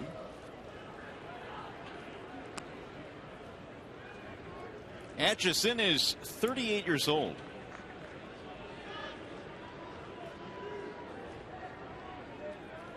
He has been to Japan. He's pitched in several different spots in the big leagues. Missed it inside. Spent a couple of years in Japan, 08 and 09. When he came back, he pitched with Boston for a few years. New York Mets as well. Francona was his manager at that time, and he pitched well for Terry. Ball outside. 3-1 now on Victor.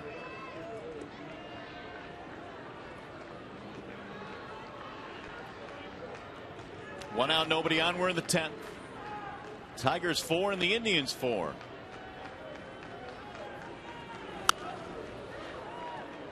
Full count now, 3-2. In case you missed it, this is what Victor did to their starter, Corey Kluber, back in the 2nd. It was a cut fastball at the bottom of the zone, and Victor went down to get it. And he golfed it out of here for his 11th home run of the season.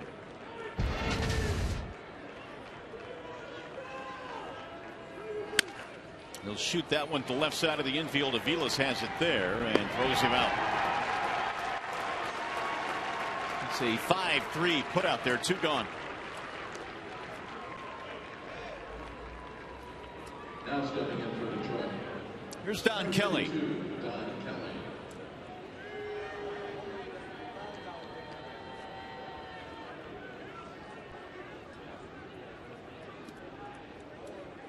Only a couple of at-bats against Atchison in his career, 1 for 2. And Kelly rolls one slowly toward first base. Chisenhall tags the bag for the out. It's a 1-2-3 inning for Atchison. Here comes the bottom of the 10th.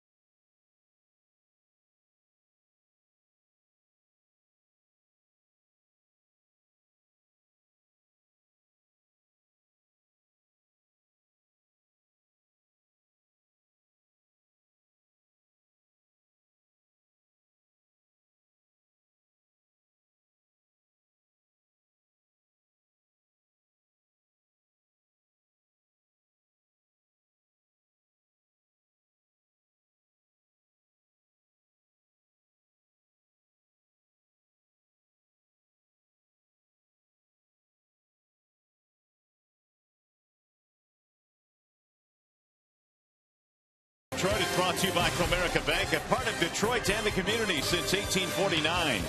By your Metro Detroit Chevy dealers. Visit ChevyDetroit.com to see why Chevy drives the Motor City.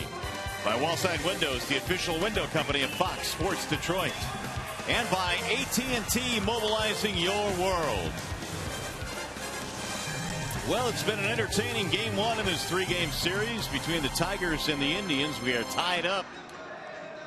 It is a 4-4 ball game. The Tigers tying it up with a run in the top of the ninth on the pinch hit homer by J.D. Martinez. Now, as we go to the bottom of the 10th, it's going to be the top of the order coming up, and they will face Al Albuquerque. And 22nd game now that Al has been in. 17 in the third innings. He has a 3.63 ERA, 22 strikeouts, so he's averaging at least one strikeout per contest. He's using his fastball much more effectively this year, and that's why he's getting so many strikeouts with the slider.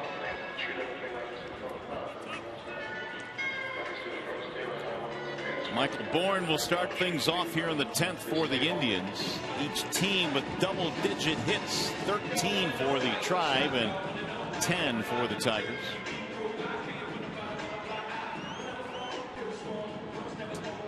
Not a whole lot of success for Bourne against Albuquerque. 0 for 5. 4 of those at bats resulting in a strikeout.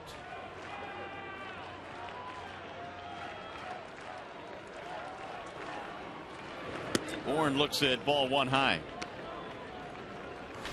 Bourne had an infield single back in the fourth, his only hit tonight.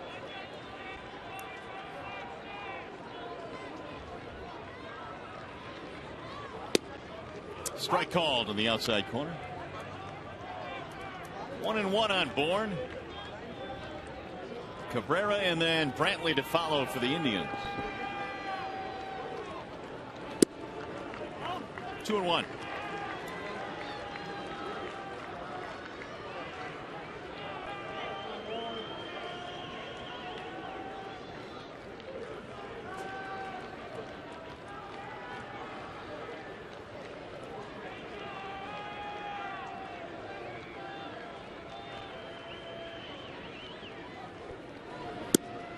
Three and one now on Michael Bourne.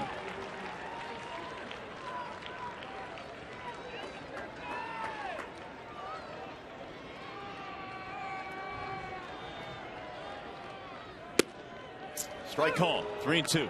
That's a good take right there by Bourne, and knowing how important it is for him to get on first base. And he was looking for a base on balls there.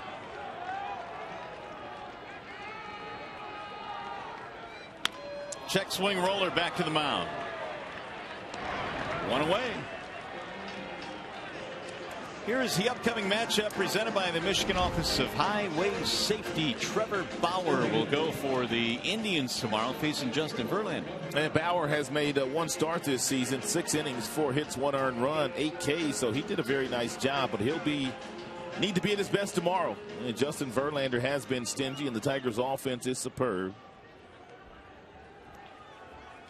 This one is yet to be decided, though. The Tigers and Indians in extra innings tonight as we play in the 10th. Here's Asdrubal Cabrera. And Bauer, a former #1 draft pick of the Arizona Diamondbacks. Al bouncing one in.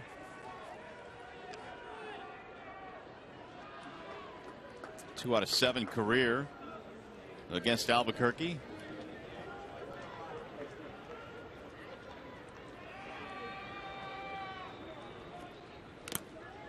Foul tip out of the glove. 1 ball, 1 strike.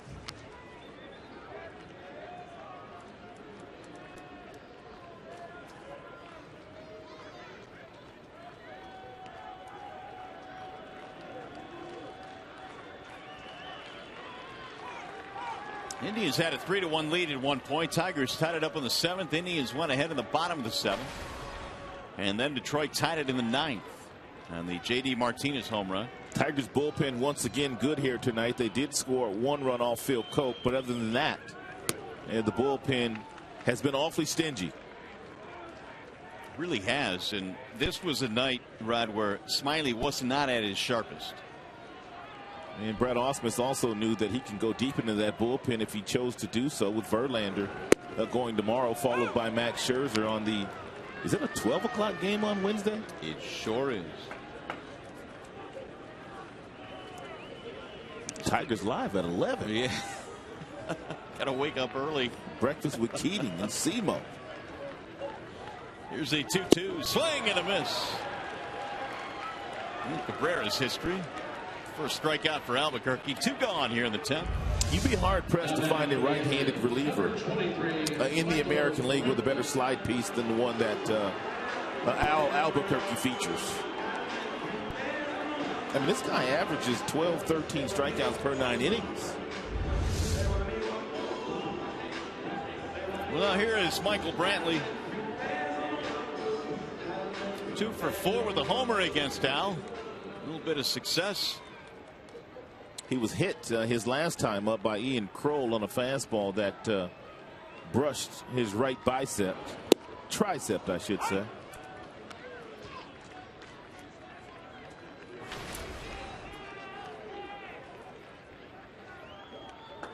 .288 now for Brantley.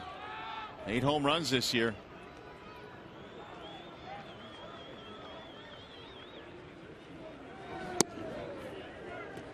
One ball, one strike. Should have known that with the all wacky schedule last night, not able to fly out of Boston, getting here to the ballpark at about 4:20 this afternoon, that there would be extra innings on the horizon. It's one of them things. Yep, you know it was probably going to be the case. That's okay because the Tigers forced them with that home run by Martinez. 2-1 now on Brantley. Rayburn waiting on deck.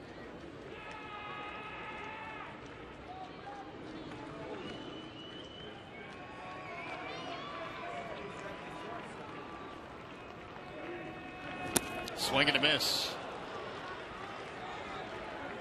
2-2.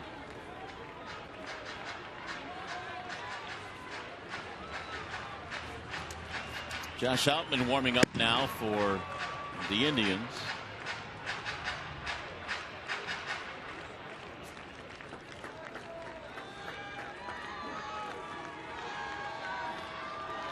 Two on, nobody on. 2-2 the count.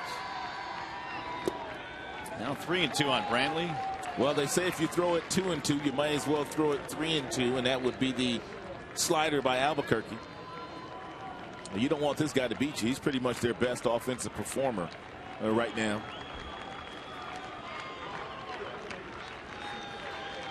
Brad Ausmus has leaned on Albuquerque quite a bit. 22nd appearance. Good for top 5 in the league. And a bouncing ball foul. He did come back with another slider to Brantley, but he hung that slider.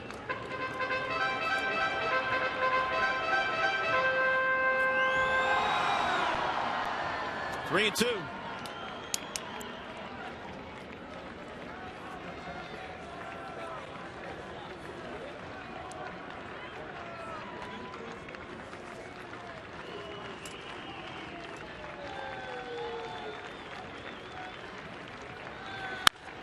Driven down the right field line. That ball is out of here. Let him beat him. A line drive home run for Brantley, and the game is over. The Cleveland Indians had 11 walk-off wins last year, and Brantley, the one guy that you shouldn't allow to beat you, beats you. Absolutely not. Especially with Ryan Rayburn in the on-deck circle. 9th home run of the year, and just like that, the Indians with a walk-off win.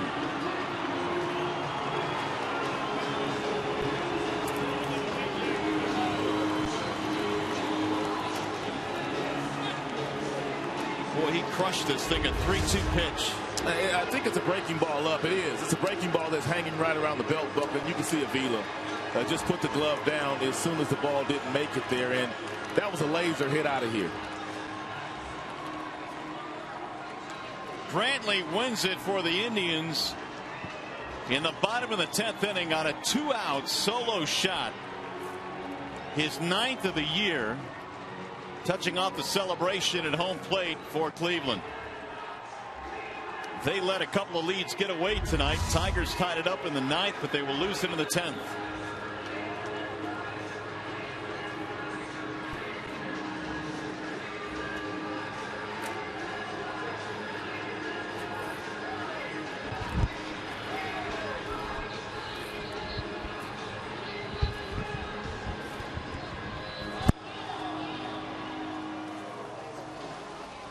Here is the Call Sam call of the game.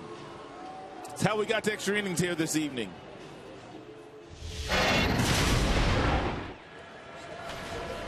High fly ball hit a ton to center field.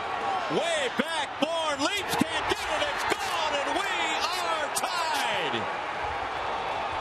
It's a pinch hit home run for J.D. Martinez. I told you that this closing thing was a little new to Cody Allen, and what a move there by Brad Ausmus.